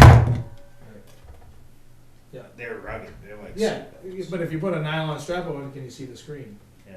And if you really cinch down a nylon strap on a Microsoft Surface Pro tablet, it's probably gonna bend. Seriously. Yeah. So But I don't will, in my vision is to have a better record management system to where our officers can do much more work on the road and keep them out in the community where I want them. And this is one of those steps. And since we have the money, if I come to the board 2 years from now and try to incorporate this into the records management system and the in cost of inflation, And 2 new officers. right, and it's gonna be hard, for me, it's harder to sell and say, hey, let's bite off pieces as we go to improve our infrastructure. And, I seen an opportunity in our budget, and I'm trying to take advantage of that. And I'm also looking down the road to the funds that are gonna be coming our way federally with the stimulus. You know, if we get money from the federal government, like the ARPA funds, or whatever they're gonna call the stimulus package that's coming out now, hey, could we capitalize on 50 grand and put a new records management system in? We have now a new tower up, we have new laptops in the cruisers, we have a new record management system. Maybe we connect up with Hollis Dispatch and we go to work in a much more optimal environment and safer. So that's my vision. And this is one of those steps. I do have to agree with Bert that you said the last quote you had was about 11,000? 13,100. 13,100. And that's for 2. It's 2 complete setups of all the mounts, the docking stations, the ruggedized tablet, the ruggedized keyboards, the ability to take those out. And so let's say down the road we get another cruiser and we just put a mount in. Now I probably will never need more than 2 computers. I can take that out. I'm going in that cruiser today, pop it in that cruiser, and I'm off. Does that include the labor to arrange these things inside the The cruiser? cost I have now includes the labor to install. Okay. Is there any voice coming out on any of this? No, there was only one company that tried it. It was called Project 36, who came out years ago, probably 2005.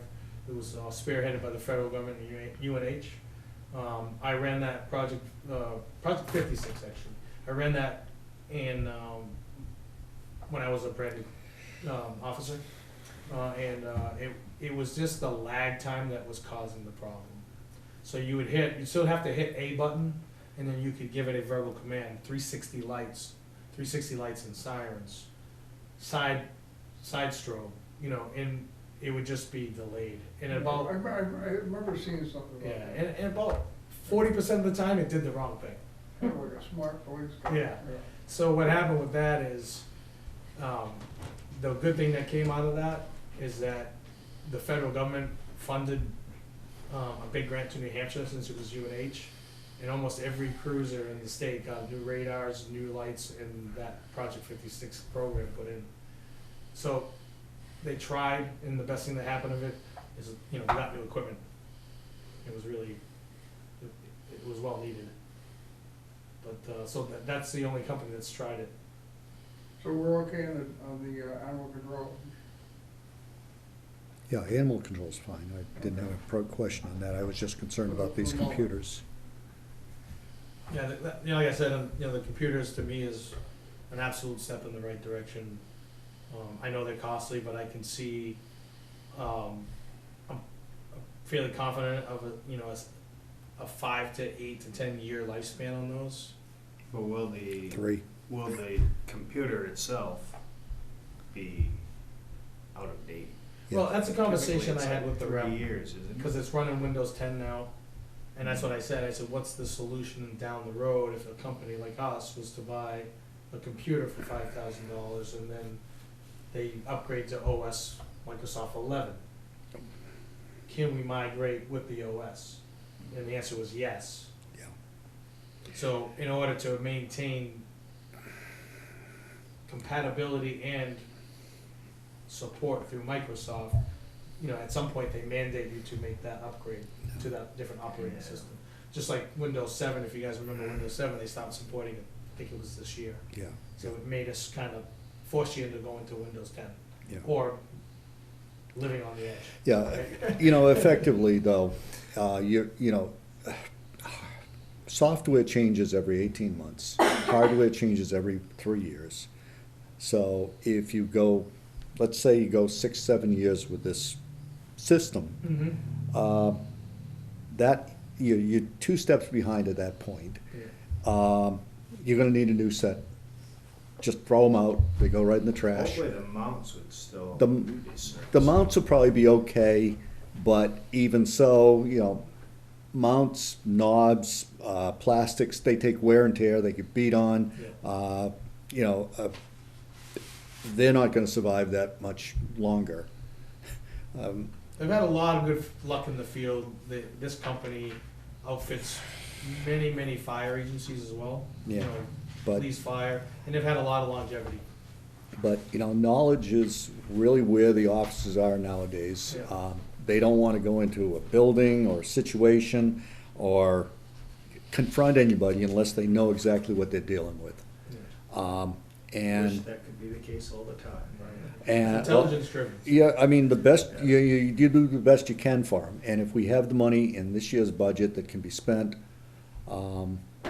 Is this Rhino tablet it's a big Android chunk. base or?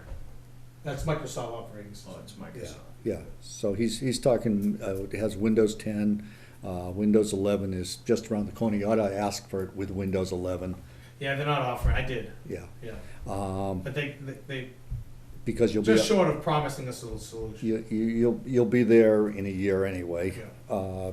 They'll force you into it, or somebody will hit the wrong button and you'll be there. I move we approve it.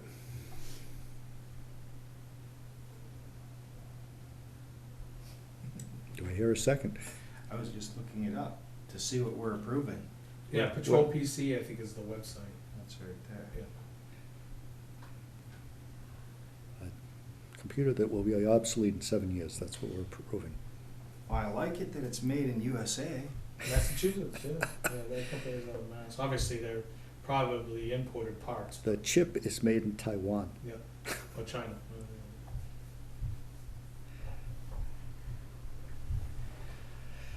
But the reality is the other solutions for these are very competitive in prices. If we went to Panasonic Toughbooks, which used to be the leader, they still don't have nearly the safe mount that this company offers.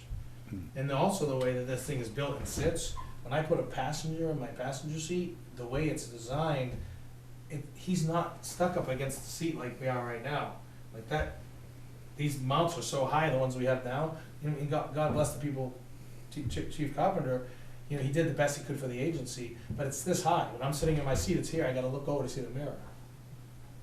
And when this guy's sitting in the seat, he's kinda like, man, if something happens, I'm eating that thing, right? Like, when the airbag goes off, we don't know where the components are going. And fortunately, we haven't had an incident. Motion's on the table, is this gonna Yeah. die for a second? It's too bad they can't put it right into the dashboard. I take my iPhone, plug it in, I've got all kinds of music displays, I got everything else. I can't watch a football game, which Right. probably No, shouldn't. I mean, you know, like I said, I hope for the support, the budget, I believe, is there this year, even for, you know, looking at the tower project, and Yeah. it's just a good opportunity to take advantage of that situation. Next year, our budget might be right down to $1, and we'll have an option to do so.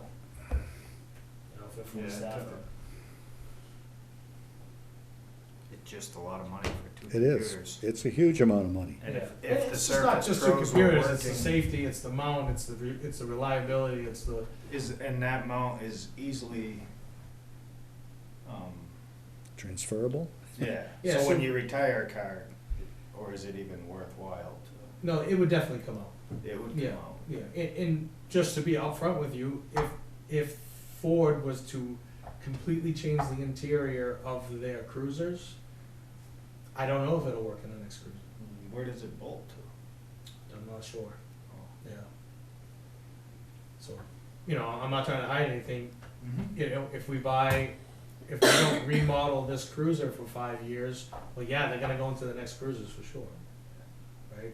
But then again, if Patrol PC is really on their game, maybe they make a modification piece that mounts to the existing mount, now it's modified to go into the 2027 Ford Interceptor. Or you go back to Vanguard and see if they can. Or you go back to Vanguard, yeah. Got a Just for second? the modification point. Yeah. You want a second? No, I would love for it to be acted upon. I will second the motion. I appreciate the support, I think it's important. You'll get us a All in purchase favor? order. Aye. Give me a purchase order. Aye. That was a reluctant aye, Jason. It was a bit of a reluctant one. I think I'm probably gonna get some heat for this from the chairman, but that's And okay. it's good to, like I said, if we were to put a mount in another computer, we can just now just go from one to one to one. And if it makes your job easier, and I can see the, you said right now they're typing on this? Yeah, it's Yeah, terrible. that's a pain. And they're almost I vertical. can't tell you, that's why I don't email people with, this is all I use for this select. All right, now- If you were to look at our tablets, they sit about like this angle, Yeah. and this is what we're trying to talk about, and the keyboards are not reliable. You hit the button, it doesn't work, and you like hit the button. Okay, got a second item while the chief is here. Yeah, was that repeater? No, we talked about the repeater and you wanted to wait on that. Yeah, get you. Oh, yeah, Um, we want some. The floating holidays you asked about. Yeah, just the two, Uh, my anniversary date is December 26th, so all that stuff renews on the 26th. Okay, I do have a suggestion about that. You know that in our next cycle, we removed all the floating holidays. No, I don't know. Okay. But we are offering to buy back personal time off. Jason, how would you feel about because there's still so much money left in the budget for salaries and stuff, if we bought back your floating holidays? I'd give it consideration. So can we just back up? What are we gonna do for the holidays in next year? We just we took the floating holidays off the holiday list, period. Period, so we go down to 8 holidays? I think it was 10. I thought there were 10. Yeah, what we did, we combined sick and You took out the holiday, it's floater. all called PTO. There's a certain amount of PTO days, period. You can call it vacation, sick day, you can call it what you want. Yeah, and we're offering next year to buy back a week of PTO. So, so I know it's coming, but we have money in the budget. We could authorize just buying back those 2 floating holidays since, I prefer to carry them over or use them, to be frank. okay. Yeah. It was just a thought. Usually cash is welcome. Yeah, I mean, it's always welcome, right? I know I don't have enough money, but, so, But to roll them over to next year, yeah. Meaning December 27th. did we talk about that in that, when we were going over the employee? I don't remember. It seems like we did. And we're still not operating under that? No, 1st of January is when it kicks in. January is when it kicks in. Is that gonna be, when is that gonna be released to the employees? It was Jim, do you have an idea when the employee manual? It was supposed to, They doing it? Yeah. it was supposed to have been It has, done. the only thing that has to be done is the page numbering has to be corrected. I The mean, manual itself is done. we really did not want to drop it on folks as a surprise. Yeah, so I didn't know about it, and I certainly haven't. Yeah, the only other thing Gotten in improvement. there that I need double check is that I need to make sure that we don't have something that says a person is eligible for something after they've been an employee for 1 month. And another thing says 30 days, Right, okay? There's a difference. We need to make it uniform, right. okay? So I think there was something in there, it may have been fixed, I'm not sure, and I gotta check that. Yeah, we want to be crystal clear on those timeframes because Well, yeah, the because, conversation, yeah. because we offered to buy back 1 week of PTO, but is 1 week 5 days or is it 7 days? Well, it's either 5 or 4. If you offer a week's paid vacation, Yeah, what are you offering? You're offering a week's salary. a week's, That's what you're that's offering. what I would consider it, Yeah. but if you had a clever lawyer, Then we just gotta get a more clever lawyer. I'd to rather find that avoid clever litigation lawyer. entirely. No, I mean, a But- week's vacation, if a department is working 4-day work week, a week's All right. vacation is those 4 days. Okay, so, Chief has a couple floating holidays he does not have time to take. Do we want to, push them over, or, See, and I don't know if this was, from last, what I'm looking at here. Is it, I don't believe this has still got the draft on it. And according to the old employee handbook, it says, in the event that available PTO is not used by the end of the benefit year, employees will forfeit the unused PTO. right, and that's what he wants to avoid, so we're kind of forcing him to say, I'm not showing up these particular days. Yeah, the precedent here has been, due to staffing issues, there's been many concessions to where the board has agreed to, whether it's a patrolman, a chief, a lieutenant, or otherwise, to carry them over because of our staffing issues. I said, I'll take them, but I know that we're in a crunch with, maybe this project for the tower, maybe this project for that, I would like to have all that time to try to get stuff together before the end of the year. Yeah. And unfortunately, just the way it works, we don't know what our budget's gonna look like till the end of the year, then we're crunching. Yeah, And that's why I tried to, and I realized that, before I suggested, what if we just buy them from you as a compromise?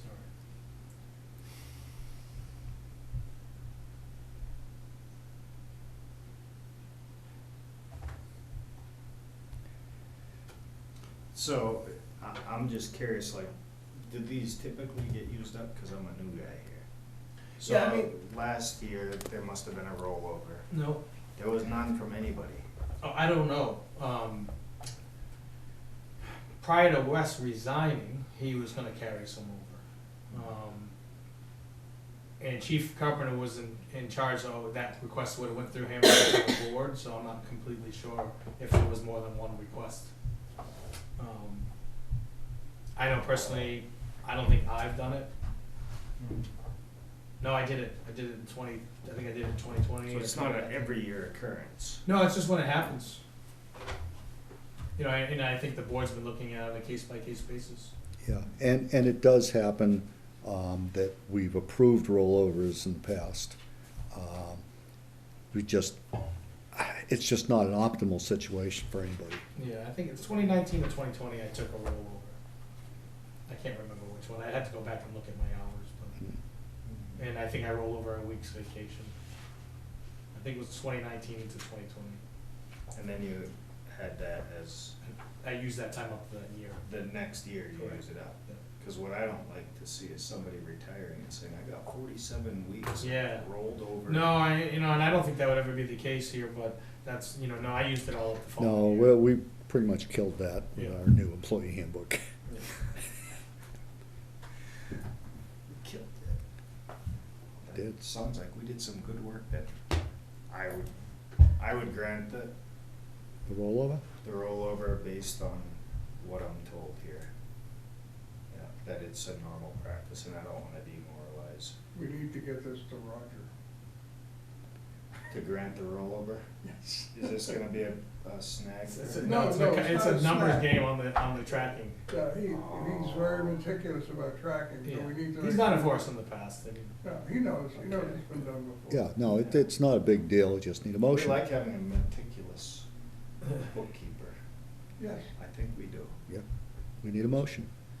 And so moved to allow the rollover of PTO? Is that Just what it the was? No, it's the floating holidays, Two The two floating holidays. Into, my In- next in year. 2022. Right, Two floating holidays? two floating Two holidays. floating holidays. I will second that. Thank you. All in favor? Aye. Aye. Like I said, I have about 5 hours of personal time, but I'll use that before the end of the year. Should have taken the Well, money. you don't have to. Right. You don't have to use that I, and to be frank, at night I'm doing phone calls, I'm talking to people, I'm always working, so it doesn't, It's, even when you are off, you're working. yeah, Yeah, you're a business owner, you know. yeah, and a selectman. Yeah, and a select, right. So you're really working, yeah, so, Well, I probably don't put as much into this as I should. yeah. But I can only do what We I still can have to do. sleep, I do, yeah, yeah. it's important. All right. Okay, I think that's it. Did you have Thank you. anything else you wanted to? No, just that we've been doing, the PD's been doing well. Mark Frederick is, graduated in August. He's become a solo officer. He's out in the field working, doing an exceptionally good job. I'm proud of him. Good. He's That's good to really hear. competent and smart. He's doing a great job. I hope that continues. Recruit in the academy, he graduates December 17th, so we're less than a month out. He's passed everything up to date. No Great. demerits, no disciplinary issues squared away. We're anticipating, having him back in the office on December 20th and putting him into our field training. He got no field training prior to leaving for the academy. We hired on Monday. The following Monday, he was in the academy. So we didn't get a chance to train him like Mark Frederick for 2 months prior. So his field training will be extended when he comes back. So Does he draw the Christmas shift being low man? yes. That's all I can Yeah. think of when you told me. Yeah. So his name is Tyler Swenson. So he'll be back on the 20th, as long as he passes everything going for the last 3 weeks. That'll give us our fourth full timer. I'm optimistic to have him on the road probably April 1st as a solo. Okay, Right, so give him 2 or 3 months of field training. yeah. And I think once we get Officer Swenson up to speed, that will alleviate any need for Hillsborough County Sheriff's Office. All right. I don't wanna cut them loose too early in case something happens. Sure. Right. Yeah. They've been a help, when they're here, they do a good job. I would prefer to have a little bit more out of them, but we're doing what we can. We're here when we can be here, and we're doing what we can. Stats have gone up since, putting the third full-time officer out there. Been busy. We've had some pretty significant critical incidents in town over the last few weeks. Another one I'll bring up to the board at some time, with Officer Valheim, and it ties back into our communications. He was for the lack of a better word, had an armed adversary with a pistol in an area where radio communication was non-existent. And he was trying to get held, and the guy actually discharged his firearm. So. Great. Officer Valheim did an amazingly good job. He would have been justified in shooting that individual. And he restrained and was able to take him into custody without anybody getting hurt. That's fantastic. Yeah, That's good to fantastic. hear. And it could have gone very different. Yeah. Going back to that tower and going back to communications and. Do you think that played into it, that repeater? It does play into it. The biggest play though is if we can get more height down the road, and that's why we were really happy for that new cell tower. We're at 70 feet, we were talking going to 168 feet. So we're line of sight driven, right? Two-way radio communication, And that's as high as you can go on that current. current pole. Yeah, Yes, they're limited to 200, well, basically by New Ipswich regulations, they're limited to 175 feet, but under FAA regulations, they automatically have the right to add another 20 feet to max of 200. And we're currently at 70. Well, About our location of the 75 feet, tower 70 was at feet, 168 What- feet. What limits the height of the tower? FAA regulations. Okay, I wasn't sure, it was FAA or New Ipswich regulation? No, New Ipswich regulations limits to 175, Well, but we're not subject to that. But by right, the tower people can add another 20 feet or so to But it. New Ipswich regulations, we're not subject to. Oh, yeah, they are. No, we're not. Municipal. We Oh. are not subject to the town zoning. No, but the tower itself was because it was a private or a If commercial. somebody else owns the tower. Somebody owned, yeah, exactly. If we own the tower, No, we didn't own the tower. okay, if we own the tower, we could And what I call a tower is it's a telephone pole with our equipment up, mounted on it. Yeah. Yeah, it's a big pole. Yeah, it's a No. big pole. No, but we were going to rent, how shall I say, get a spot on the Vertex Tower. It's a monopole. Basically, we would just put an arm off the tower. They told us we were gonna be able to do that. We would mount our whip antennas, and you know whip antennas, they really don't weigh much. They're very, very light. No. Right. And then our gear would be in a stainless steel box mounted on the side of the tower somewhere in elevation, where it's your battery backup or your telemetry gear or all that stuff, so. Yeah. It would have greatly increased our Yeah. capability. We had a reserved spot. So even if we buy this new gear, which I highly recommend because we didn't want that tower going down, it should, if they ever build that tower, now just go from our existing telephone pole onto the new cell tower. Instead of, so that would cut down the cost. Yeah, because we'd be paying most of it up So- front now. No, I think we were looking at a substantial upgrade in the gear. Yeah, so the cost that's, I'm gonna send you the quote, is a lot of gear upgrade cost, and the other cost would have been All right. the erection part of that, getting that gear up on the tower. You know, And cost of paying. what about a replacing kind-ish? I know you can't Right, completely, but. yeah, I don't know any, I would have to consult with Modular Communications on that. And I don't know what the capabilities are for them, and then, so I don't know the answer. I just know our current configuration, the equipment that's there is now aged and Right, but it served. Yeah, it's been there for a while, Yeah, we've gotten And- 10 years out of it. 10 years, yeah. Yeah, and that's what if what Bert is saying has any truth to it, then we should just be doing the same thing to keep the cost down as much as possible. And then if the cell tower goes in, then you go full blown? I don't know. Yeah. Yeah, I think a lot of the gear we're gonna buy now to upgrade will go Yeah. on the That'll tower. be Right. as, alright. Yeah, that's something to think well, about. I mean, We thought you know, was a it all future depends on which way technology goes. I Yep. mean, you know, technology is progressing leaps and bounds. You know, things are going obsolete in 2-3 years, so Yeah. we may need a whole new system, or may want to consider a whole new system in 2 to 3 years. If that tower, depending on when that tower actually gets erected. Alright. Anyway, so the PD's doing good. The morale's pretty high over there. You know, everybody's working hard. We're proud of what we're doing, and you know, we're moving in the right direction, and everything's pretty positive. And our guys are doing a good job, so I appreciate their help. You know, the community's been supportive of us, and you know, we're out there, you know, mixing with the community, and I met with some community leaders a few weeks back. They invited me to breakfast, and it was a handful of community leaders, and you know, they cooked for me, and they had me over, and we just talked about town. Well, that's And what the police- fantastic. I think that's such an important element in a small town police Yeah, department. and what they asked me what they could do to help us. Right? These are the Yeah. resources we have. Is there any way we can help? So, you know, that kind of stuff to me is where it's all at, right?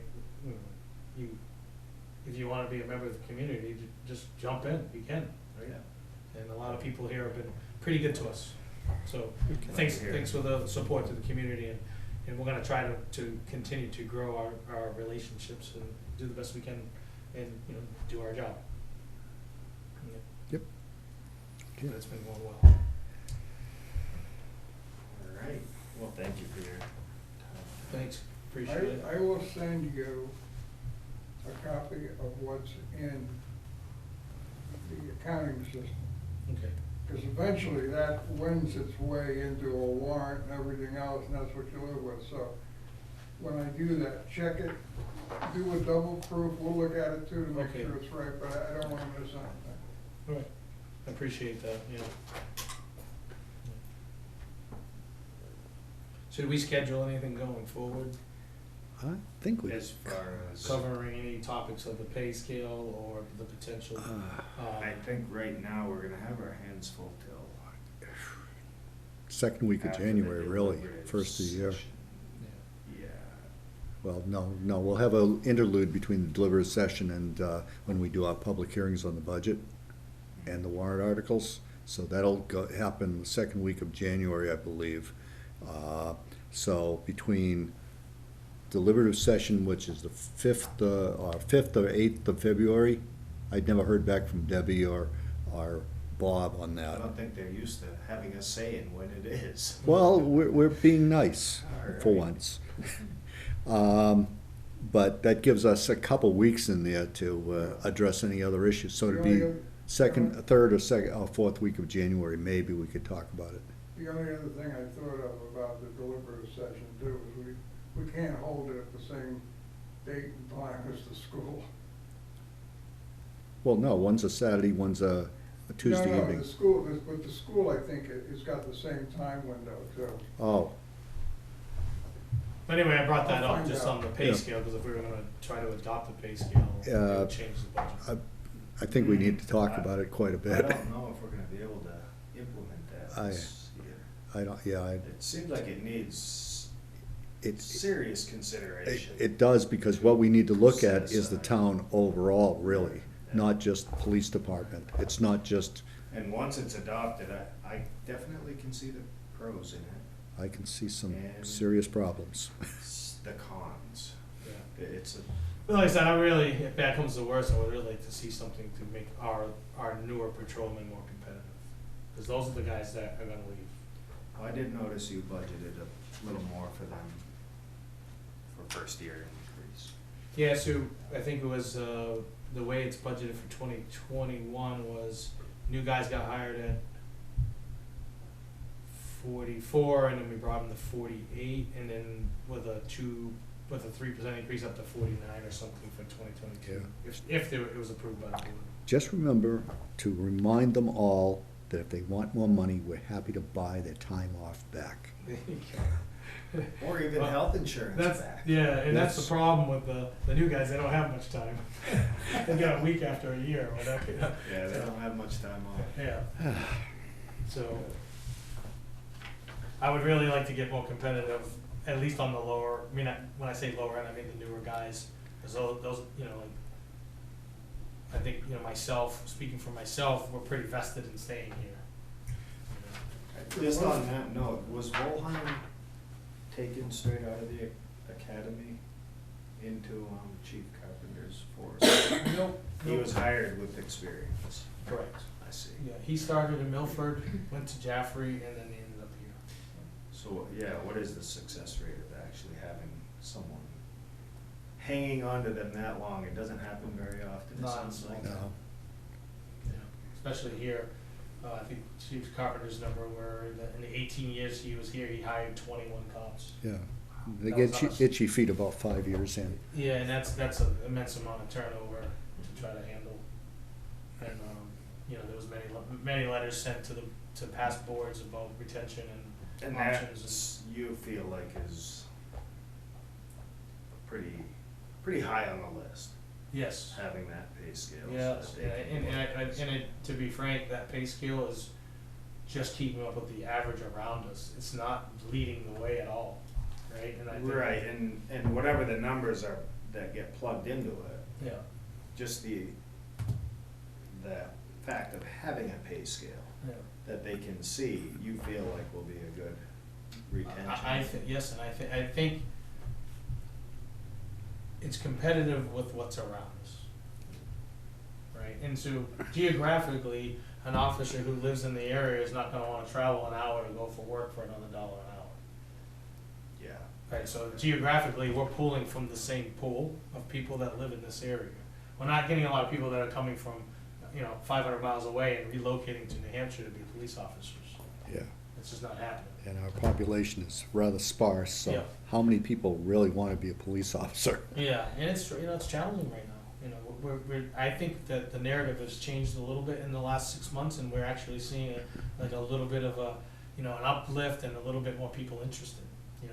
And I know we talked about other incentives which we never really got to, which was should we have a sign-on bonus to attract people?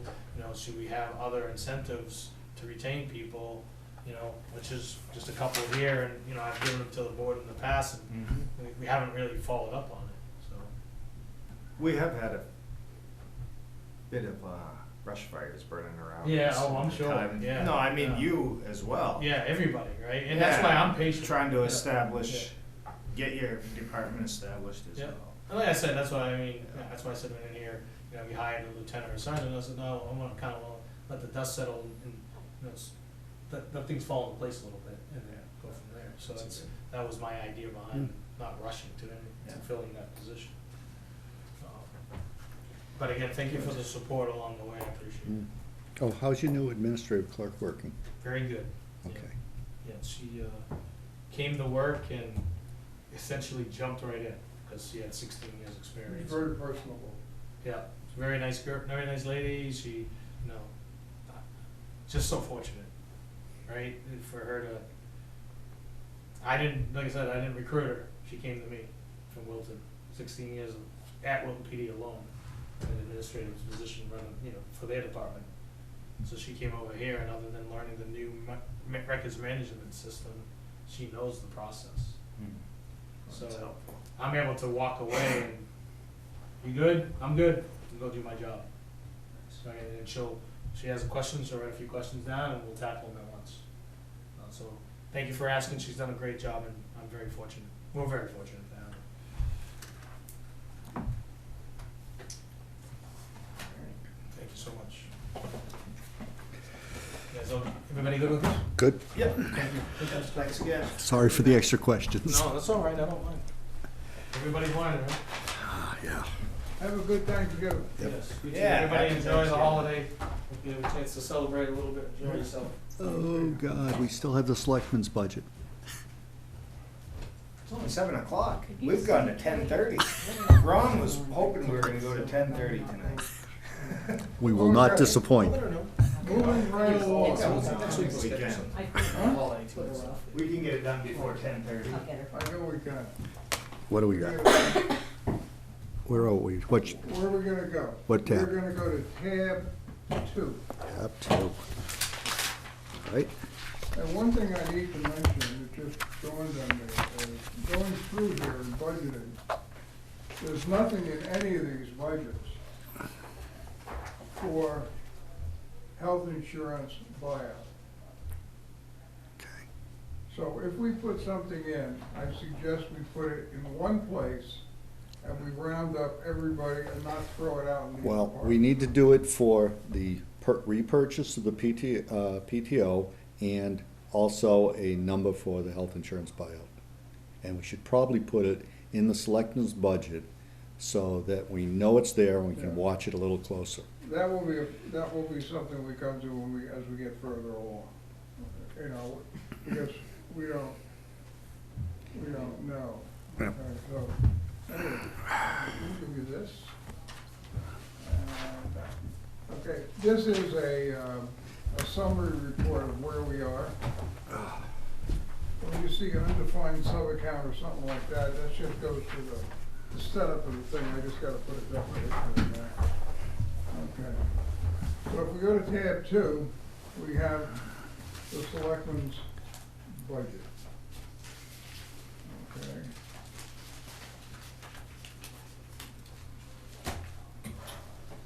And there's some explanations in here as you go through it. And I would take you to, okay. We're dealing with, under Board of Selectmen office salaries, we're dealing with 4 employees. Okay? That includes my position. Okay. Oh, no, I'm wrong. That's just my position. Yeah. The clerical assistants are 3, so 110 and 111 equal to 4. Below So- that are the selectmen's salaries. Mm-hmm. I left, you can see the explanation there. I left the salary the same for my position, because I would not expect you to be hiring much more than that. Well, we did note a range up to 80. Right, so, but that's okay, that's close enough. Close enough, okay. That's number one. Number two, when we get to the clerical staff, I did put in there's an explanation there. Right now, all three persons make the same, $18.54 an hour.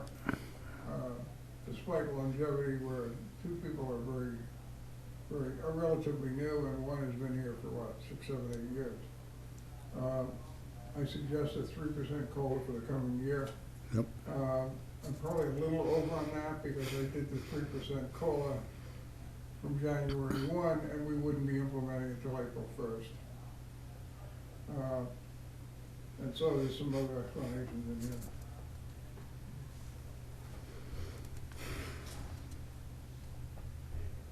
Now the health, if you come down to health insurance. Hold on. Okay, Board of Selectmen salaries. yeah. Couple issues with that. One, we got a disparity with what's occurring with the Board of Selectmen. I'm not going to say salaries, stipends, if you will. The chairman gets an extra $300 a year out of that. It was pointed out that there is no written document that provides for that. Is that right? Nor was there ever a vote by the selectmen, and it would have to be voted every year. Well, I noticed that my stipend check came up again in Roger's thing, that it was changed. I don't know what's going on. Well, you get $1,400 a year as your stipend. I waive my stipend, and Sean gets 17, or has been taking 1,700. However, without a vote or a written document that does it, we've got an issue. How we have spent $3,000 this year if you waive yours? Oh, well, Sean gets a little extra, and I haven't taken anything. Why don't I just say, I put this together at $4,500 with the idea it was divided by 3. Yeah, no, I understand that, but I think what we need to do is a couple things. One, we need to note that it was an administrative oversight that the selectmen at the beginning of April did not vote the division of the stipends. So we need to do that. Did it occur at some time, or was this? No, something that I was- think they 'cause I don't can't. believe that Sean even brought it up, and was No, surprised to hear about it never did come up. And it has to be voted every year because you get a new selectman every year because they're 3-year terms. And one selectman may not agree with that particular division, the way this is listed. Now, that's problem number one. Now, problem number two is that it has always been that way because of time immemorial, that they somehow came to a gentleman's agreement, but it's never been in writing, and it would have to be voted every year. So we need to take a retroactive vote, and then the second thing we need I to don't think retroactive votes really are legal. well, we're calling it administrative oversight. Yeah, but I don't think it's gonna hold. It's not gonna do anything The- because well, okay, we can call it a corrective measure. I don't care what you call it. That's- Yeah. Any name will suffice. Just create a policy. No, This is what you you're leading up can't, to. you can't just create a policy because then it has to be voted on every year that policy stays in place. So what's the alternative? The alternative is we put it in the budget. As two selectmen and one. you basically have chairman, $1,700, selectman 1, $1,400, selectman 2, $1,400. And that way, once it's voted on, it doesn't really require the selectmen to act, although they can change it at will. I almost almost wonder if Roger would like something like that, huh? Well, you wouldn't even know it unless we told him. Here's what's happened. You elect the chairman. Roger's been working on something that goes back for all or most of the time he's been here. Correct. He just plugs it in. Yes. Like, it's as simple as that. What you wanna, if you wanna unplug this thing, or you wanna plug it in, there's lots The of ways problem to is, do it. he's doing it without a legal basis. He's assuming that because it's been done that way, it should always be done that way, and that's not correct. I don't know that it's actually illegal, okay? I mean, it's a practice that's been going on. It doesn't matter. It should be voted on or approved I don't disagree with that. every time. Or we need to write it into the budget as each individual. This is the breakdown. If you want me to write a breakdown in that note field there, I'd be happy to do it. Well, I'm wondering, like, it seems to me like the chairman does take on extra He does, and I don't disagree with that. I am just trying to correct an administrative oversight. Yeah, I think it's a great idea to have it right there in writing. Someone gets elected, this is how it is. All right, let's put it in, Yep. okay? So, So we're Okay. gonna go to the chairman. Before you gets- do that, Jim, I got some other issues to add to this particular thing. I also did research on selectmen stipends. Okay?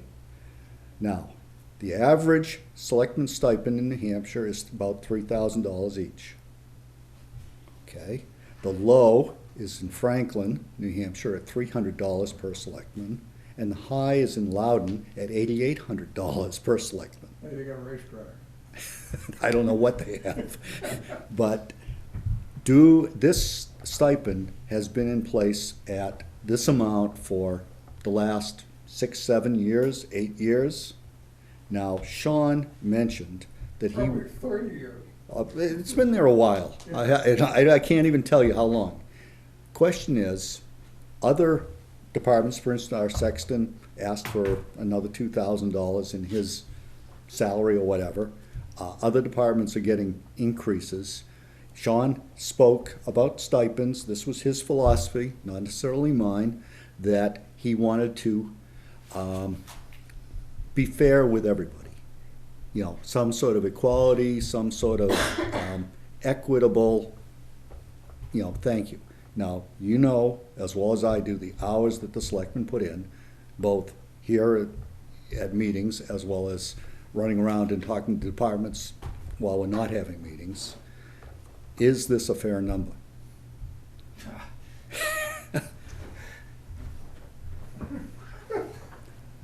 Now, Not if you're one trying to compensate somebody. well, we're not. Now, one other I thing. think it's, here, let me finish answering your question. I think it's fair. Okay.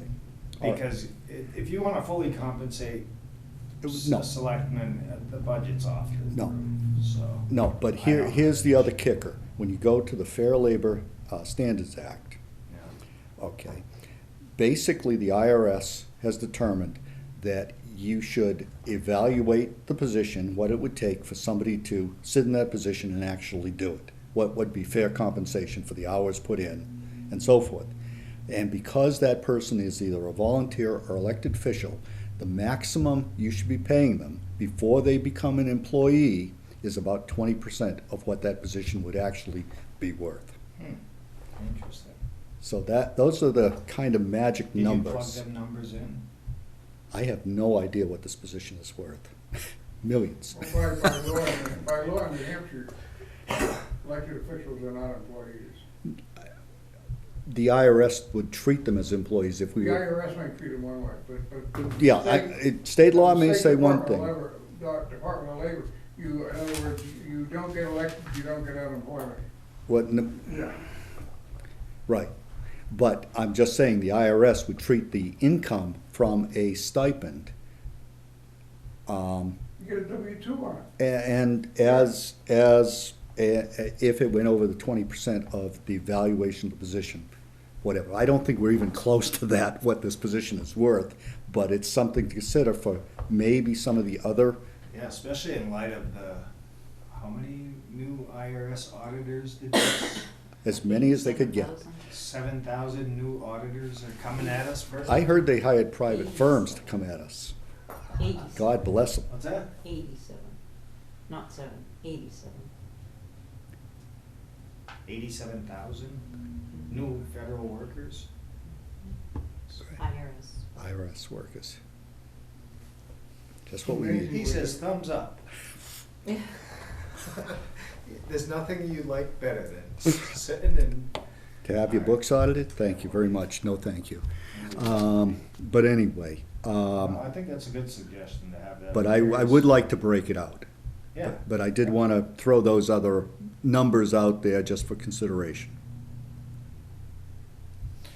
Yeah, and I thought in times past, in somewhat public, I have mentioned that the selectmen, this was long before I was selectman, that they should be paid 10 grand apiece, and we could probably save money by attracting,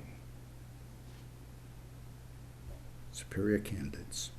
but anyways, that was shot All down right. by the Yeah. circle of people I was with. Anyway, so I just thought I'd throw those out, but I would like to break that out, and that's that. But I would also like to break it out for any other groups that we have that also receive stipends, that they should be listed individually, so that there's no confusion. Unless it's equally divided. But it has to be stated somewhere, somehow. Just so that the next appointee doesn't. Does not say, hey, I'm the leader of the Stop group, the I get it fights. all. I don't know if there's really fights when you're talking such, most of our stipends are just a pittance. They are a They're not pittance. really gonna be cause for contention, I don't think. Okay. Apparently, this did bring some contention to some people for you to bring it to the board. You want to do this one here while we're here? I'm content with the numbers. The Well, whole, no, you can't run away now, because right now they're all equal. Oh, well, I think we said that we're gonna I leave it make a as is. motion that it- The do we chairman need a gets, motion, the or- chairman gets plus 200. He gets. He gets 1,700. 1,700 and the And other the two, 14. other two, so you got chairman and selectman 1, selectman 2. That's what we started off this year with, I believe. Yeah. Wait a minute, chairman, oh, yeah, okay, perfect. Yeah. Okay. Yep. An extra $300 Okay, is extra. Done deal. okay, turn the page. So this budget here is including this 3% COLA for the clerk, Right, land right. admin. Right, yeah.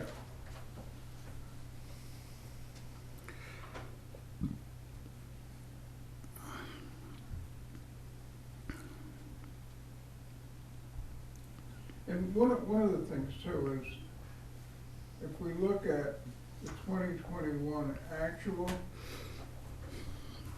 some of these positions are open. When did you come in 2021? Came a year ago. Huh? A year ago. A year ago. So it was in 2020. Jen came in December, January. I Okay. came in December. She came in 2020 and she came in January, okay.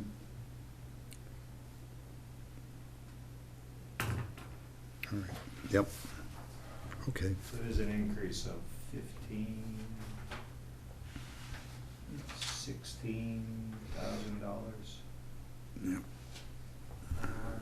Is that, now this is just the salary, and then we go down to the benefits. Okay, so the clerk position is 39,728. The land admin and land use for 35 hours a week would be 34,762. Okay, and then what I did is I put in 40 hours for extra non-overtime coverage. In other words, if there's some need for a couple hours here or there. So that's 40, When I say non-time and a half, I see what you're Right. saying, yeah. okay, yeah. And we can see how that plays out. Yep. The health insurance, Where you at? Okay. See, the life insurance, health insurance, yep. Okay, so there's a total there, but then there's a breakdown, okay? And what I'm looking at is, of the 4 positions, I would expect one person may probably decline, because they have what's probably a better solution that they didn't wanna leave. And then I have a single and a two-person. The single and the two-person are a given. The family would be, I plugged in there for whoever replaces me, because I did a worst-case scenario on that. Yep. And it's actually the same thing on the dental, but the dental's a lot smaller. Yep. And the same with life insurance. But like I said, what I found was, you know, they were budgeting the whole amount, and that 15% was just gravy. Yeah. So we took that out. Okay. So you go right down, you get a bunch of them, FICA, Medicare. I checked on retirement. I had the idea of trying to use a 401 or 457 plans. I can't, we're locked in because of our agreement. I double checked that. We Okay. can't get out of it. Our agreement with With New Hampshire retirement system. All right. There's no getting out? We're class 1 employees, we have an agreement. All right. How did you handle Susan and Jen in terms of the matching funds in here? The matching funds, Yeah, for their retirement. the aspect. 15%. Yeah, Oh, no, the matching funds? yeah, Okay, that would be something that would come out, and they would be subject to it. It's not part of the budget. okay, we need to add that into the budget? No. Oh, It's just like FICA and Medicare, we don't budget for their FICA and Medicare. no, no, but, but if we're going to add, if they want to put their 5% into, No, they can't do that, that's not gonna work. We have to go with, oh, okay, if they wanna do a separate 401 or 457. oh, plan, okay, we're part of that program too, they can do it on their own. all right, Okay. so we can't honor the So- agreement Well, we can't honor what we said we're gonna try, okay? Okay. We can't get there. Yeah, I don't think we ever fully adopted, so. No. I thought we did. Well, we adopted the idea of it, but we discovered that we can't do it. What do you mean? Okay, we were offering Susan and Jen, because they were working more than the 32, but less than 36, I think was the magic number. Well, it wasn't the magic number. Well, anyway, we said, instead of putting the money into the New Hampshire retirement system, because they're never gonna be able to collect from that, we said that that if they contributed up to 5% into a special account, we would give them 5% out of town funds to match that, instead of the 14% that we have to dump into the New Hampshire retirement fund. No, I don't think, there's no way we could have voted that. Yeah, I think No, we, it turned out that we were misinformed, okay, okay? So we're stuck with this, okay? But, you know, some of the things that we were told were bad didn't exist.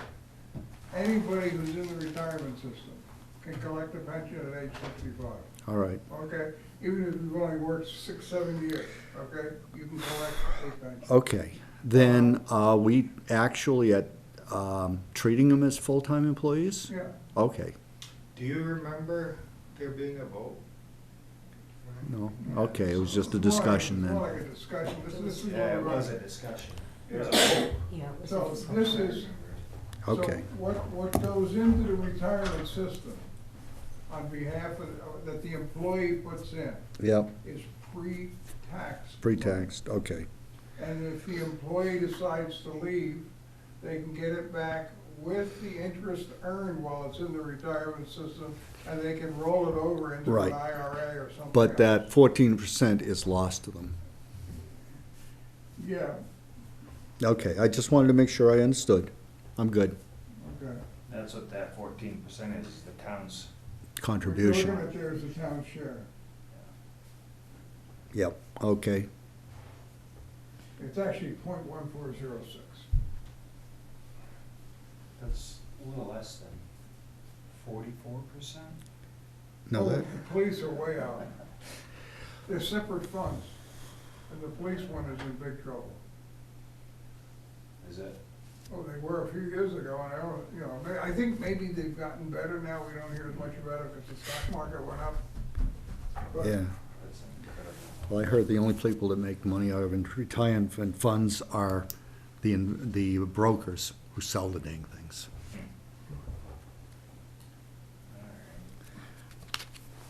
Okay, here we go. Consulting services? the town used MRI last year, Oh, okay. okay? And, you know, to try and help with, some of the stuff, but it turned out, I don't know what they did, but, We spent that? yeah, we spent $1,200? Yeah. Remember, Yeah. what was that for? 1325, that was for Carol Ogilvy, who came down here and gave some lessons on planning or something. Oh. Oh. Okay. I see. They put $100 in the safety committee, Yeah, as that's, a, you know, it's kind of a miscellaneous item, we gotta restart the safety committee. Was that the, what was it called, the Joint Loss Management Committee. That's what Yes, we're that's talking the about. actual name of it.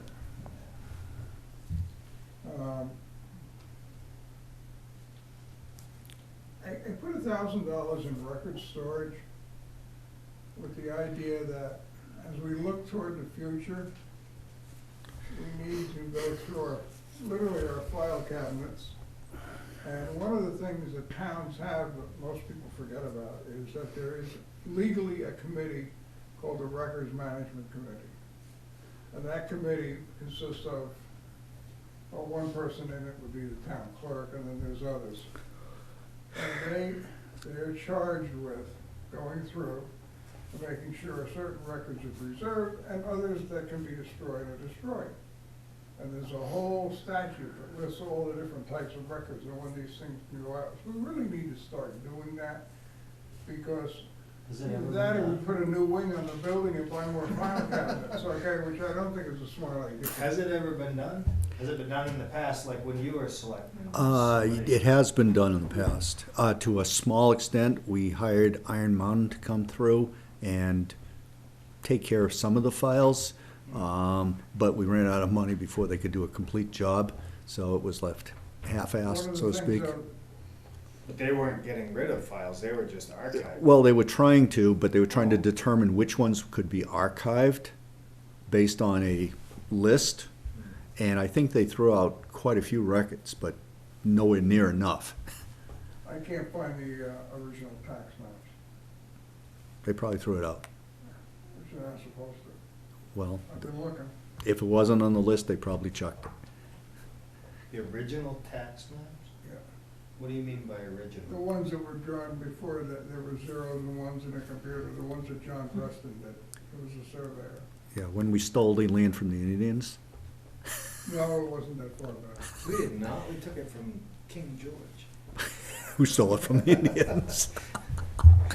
He did, we took it from King George. Yeah.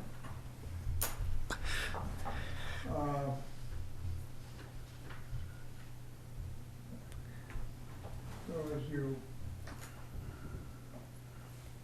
Okay. I try to put a brief explanation as to what I had in some of these. Yeah. To go through it.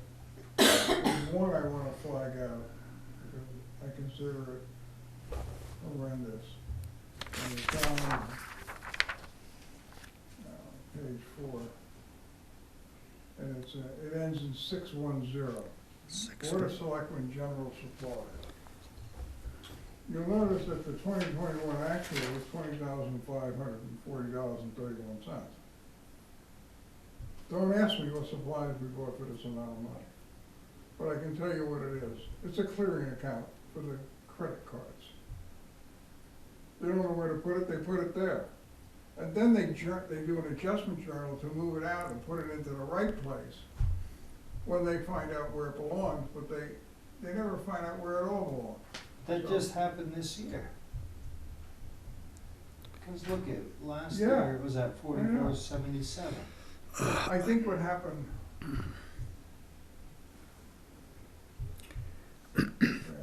And last year's audit hasn't been done, so it's something that happened this year, and I just discovered it. Wow. Over the process of getting it fixed. And you have it back down, budgeting 4,000 for it. Yeah, and it shouldn't be used as a clearing account for a credit card. If you're gonna have a clearing account for a credit card, it should be something that comes back to zero. Maybe budget $1 in it and you let it sit, okay? But you don't do this. And this is general office supplies, paper clips, papers, staple machine, huh? Parks and Rec. They get packages every single I day. know, From, Parks and Rec. and that's what a lot is you think, So Yeah, I'm thinking it's she's gotta not, be a lot of Parks I'm and Rec. thinking she's not giving the receipts to Roger. Yeah, Yeah. Parks and Recs has always been a disaster. And so I wanted to flag it, we're not gonna budget for this thing, okay, cause this stuff belongs somewhere else.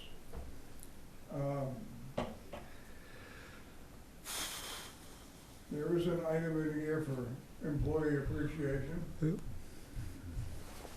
I put it down at 1,500 because we haven't spent that much over the last couple of years. And I think that should be sufficient. yeah, we're not done with this year. Bert brought that up Right. in an email. I think this 300 was from 2 cookouts. And the first one, we had food donated, Yeah. so. it was- I think it's a good idea to get together like that, and everybody get together. I mean, it's not bad, it's a good idea, but I don't think it has to be expensive. No, And well, I think, like, for that, and even, like I commented when we did that, the amount of people that we were feeding, that's a family, that's a family cookout for some people. yeah, I mean, Maybe you invite your brothers and Well- sisters and they bring their kids and it's like, it's not really that. you know, much. I know I threw the idea out there, but, you know, with Sean having his issues, and the pandemic's still in full force, and so many unvaccinated people in New Ipswich, putting all those people in a small room like this, is that a good idea? We do it outside.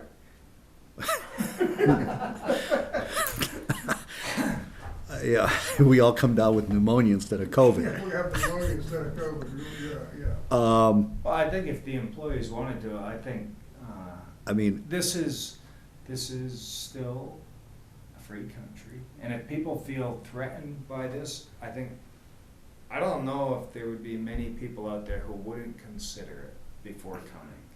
Because people, you know, the fear has been driven deep into the hearts of most people in this country. And so if they're not comfortable, people have no issue saying no. So I think we could float the idea, and if people wanna come, they can. And if not, then we'll say, hey, next year, when there's no more pandemic. Well, this is for next year. Oh, that's We're right. talking about next year. No, Bert, I'm actually bringing up an I mean, you're email. going back to what we haven't spent from this year. Right, right. I don't care about that, I'm looking next year. all right, Oh, yeah, no, Bert had sent an email. I did, I think it was called It's Jolly Time or something. yeah. 'Tis the time to be jolly. Time to be jolly, so. I think what we should do is get some of those great big ribeye steaks with the long handle, the rib on them, and grill a bunch of them out there. Hey, what do you think? That sounds like a great idea. Do we got enough money in the budget? What's left? Oh, I have no idea. We do have almost $2,000. You could buy some really good steaks for that. Although prices have gone up, maybe we wouldn't be able to. We I'm go not a for proponent- lobster. I'm not a proponent of getting to the end of the year and then buying a bunch of stuff I didn't plan. All right. But we'll leave that alone. Anyway, Okay, so anyway, working our way on down here, But before we do jump off of that, I think that, Bert, you did bring up a valid point. Yeah. And if you could float it around the office, if people I are will. even interested in the idea this year, because there is a little bit of money left, we could actually get some sandwiches or whatever they did. in Chinese years is past. what's been done in years past. Whatever. Yeah. Yeah. go down to Pizza Haven and we'll have a little That's spread. fine too. Yeah. That would be Support the good. local business. Yeah. Or it doesn't have to be Pizza Haven, I go up on a hill a lot, that's beside the point. Yeah. Mm. Yeah. One martella. And then they make good sandwiches in New Ipswich Market. And we got the ATM machine selling food again. Yeah. Did Turnpike Crossing close? Where do you think they put that Yes. thing at? Yeah. I remember Couldn't make that it. as an Monadnock ATM. built it as an Yes, ATM. I remember. I think the wife was, suffering it. All right, that was all I had. Yeah. I just wanted to Okay. make sure Okay. that Bert's. The rest of this is self-explanatory. Yep. Pretty much, I think. And one thing I wanna talk about is, we got a bunch of books, I'll call them the RSA books. They're published by LexisNexis, they're brown covered books. It looks like a year or so ago, we stopped paying for updates. Yep. I don't think we were putting updates in them. And I think it begs the question, do we want to keep a set of books, law books, here for the state of New Hampshire? Or some of those other ones up on top would never use. You know they're available online. Not that way, and that's the difference. No. There's a big difference. There's no annotations Mm, online. Online, you just get the statute. right. I've never seen someone reference them in my short span of time. And you can make a good argument for why don't we just throw them all out and gain a bookshelf back? Well, let me put it to you this way. When I was on the planning board, every year we would get the land use books. Mhm. And I don't know how many of the other members read them, but I was constantly referring to the statutes, typical. And that's how you did it with actual paper books. Yeah, with a book. I mean, there was a disc in back, but it was very badly organized. So we'd go to the RSA and we'd refer you to another RSA and so forth. And so we were reading the books during the meetings to try to figure out Right. what was really going on and if we were applying the laws properly for land use. And if you really wanted to get into it, in the case of some statutes, there'd be a whole list of court cases. And you could go look them up and see how the court applied that law. But, Well, now you're playing lawyer a little bit. I mean, I can make an argument for. but we bought one book for each member. I think they were $30 or $40 a piece. And we replaced them every year. That was part of their budget. And I'll tell you, they were invaluable. Well, the state places a huge order. Yeah. Okay, for that particular group of books, okay? That's different than maintaining everything. Right. Okay? I don't know what he maintains in the PD. I should ask him. Mm. Okay? But I would assume he would maintain in the PD those sections that pertain to policing. And he'd have the ones with the annotations. But that's a separate place. Yeah. I mean, nothing we have to do right now, but, you know, Yeah. we shouldn't keep the books if they're just gonna sit there and become totally outdated. Yeah. You passed over a very good line there. BOS voted to send limo to auction. I like your notes. Hey, They keep it on. That's gonna get us through the deliberative session. Yeah. We got rid of the executive vehicle. Look how I see we, it. I saw it in the garage You Saturday. have I to- was you have there. to, you have to look at these things for what they are. It was something a little light. Yeah, you got it. hey, So this is something, so you didn't we don't have as much in the budget as 2020 was spent. I'm assuming these publications that was like planning board had spent the money and it Yeah. comes through BOS. Right. Okay. okay. One other line item I wanna add here, because you mentioned it, Jim, we need to put it in one place, is the buyback. Buybacks. Where does it go? It should be some line item in here, In the Board of Selectmen? Board of Selectmen's budget, because we operate the employee handbook and kind of maintain the office staff aspects. And we're going to be approving the buybacks, I think, or at As least. they come. I don't know what the buybacks are. Do we actually define them as We did not. dollar Yeah, amounts? what do you mean? We didn't define dollar amounts. No, we said 1 week of pay. No, I'm talking about, did you have a buyback for health insurance? No, we didn't do health insurance, but we did do PTO. Okay, I'll take a look at that. I saw something online today, it's like a thread for people who are town administrators and stuff, who have larger staffs, and they can spend time sitting there sending each other messages about policies. Yeah, But anyway, there was a piece going through about health insurance buyback, and the general premise I got from most of the people was that they thought it was ridiculous. We offer something to you, if you get something from somewhere else that's better, that's fine. See you later. well, I mean, we never specified a health insurance buyback, No. In our employee well, handbook. I wasn't sure, add buybacks for, PTO. This is where I have in my notes here, in the event that available vacation is not used by the end of the benefit year. It used to say employees will forfeit the unused time, and we changed it to can be compensated Yeah, up to 1 week. yeah, up to 1 week. up to 1 week. But we need to say 1 week is 5 days or 40 hours or something along that line. Well, one week would be One what the work. person's normal schedule. Yeah, would be. well, then it has to be specified as 1 work week. Well, this is just my notes. Yeah, no, For but, example, if you're on a 35-hour work week, it's 35 hours. Yeah. If you're on a 40-hour work week, I don't care if you do it in 6 days or, That may be Or in 2 this days. definitions. mm, In the okay, beginning. but let's, I will put something All right. in there. yes, please. Okay.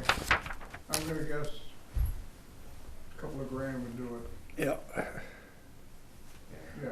$2 grand? I gotta see people running around doing this. For PTOs, a buyback, I was thinking something about maybe add up all the salaries and take 50% of it. How much? Take all the salaries that would be paid out in a single week and then divide by 2. How do you, Because there are gonna be people who just want the money. They don't wanna go on vacation. you wanna? I wanna go on vacation. The 8th week of the You year. just saw a guy Marco sitting Island, here Florida. tonight who didn't wanna take the money. Even though he said he needed it. Yeah. But in It any wasn't case, enough to satisfy the I need. mean, we need to cover it somehow, Yeah. in case we get, you know, I mean, Sean was really worried about a rush. I, in my business, used to offer I'd buy out every hour they wanted to sell back to me. I got maybe 10% of the hours back in any 1 year on vacation. I was very liberal with vacation, 3 weeks vacation paid. Plus, you know, I think it was 3 or 6 health days plus some personal days. It was about, it added up to about 4 weeks' time off. So this buyback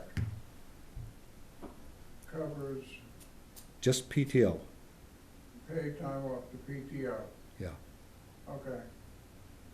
Which is how many days? We offered to buy back 1 week, We over buy back 1 week of PTO right, there's. from every employee. from every employee. Okay. So I'm saying, you know, we wanted to make sure, you know, we wanted to establish some sort of a baseline to cover it for the first year, and we don't know how many people will be interested, but I will tell you that Susan is typical. She wants her vacation time. She needs those Although with inflation,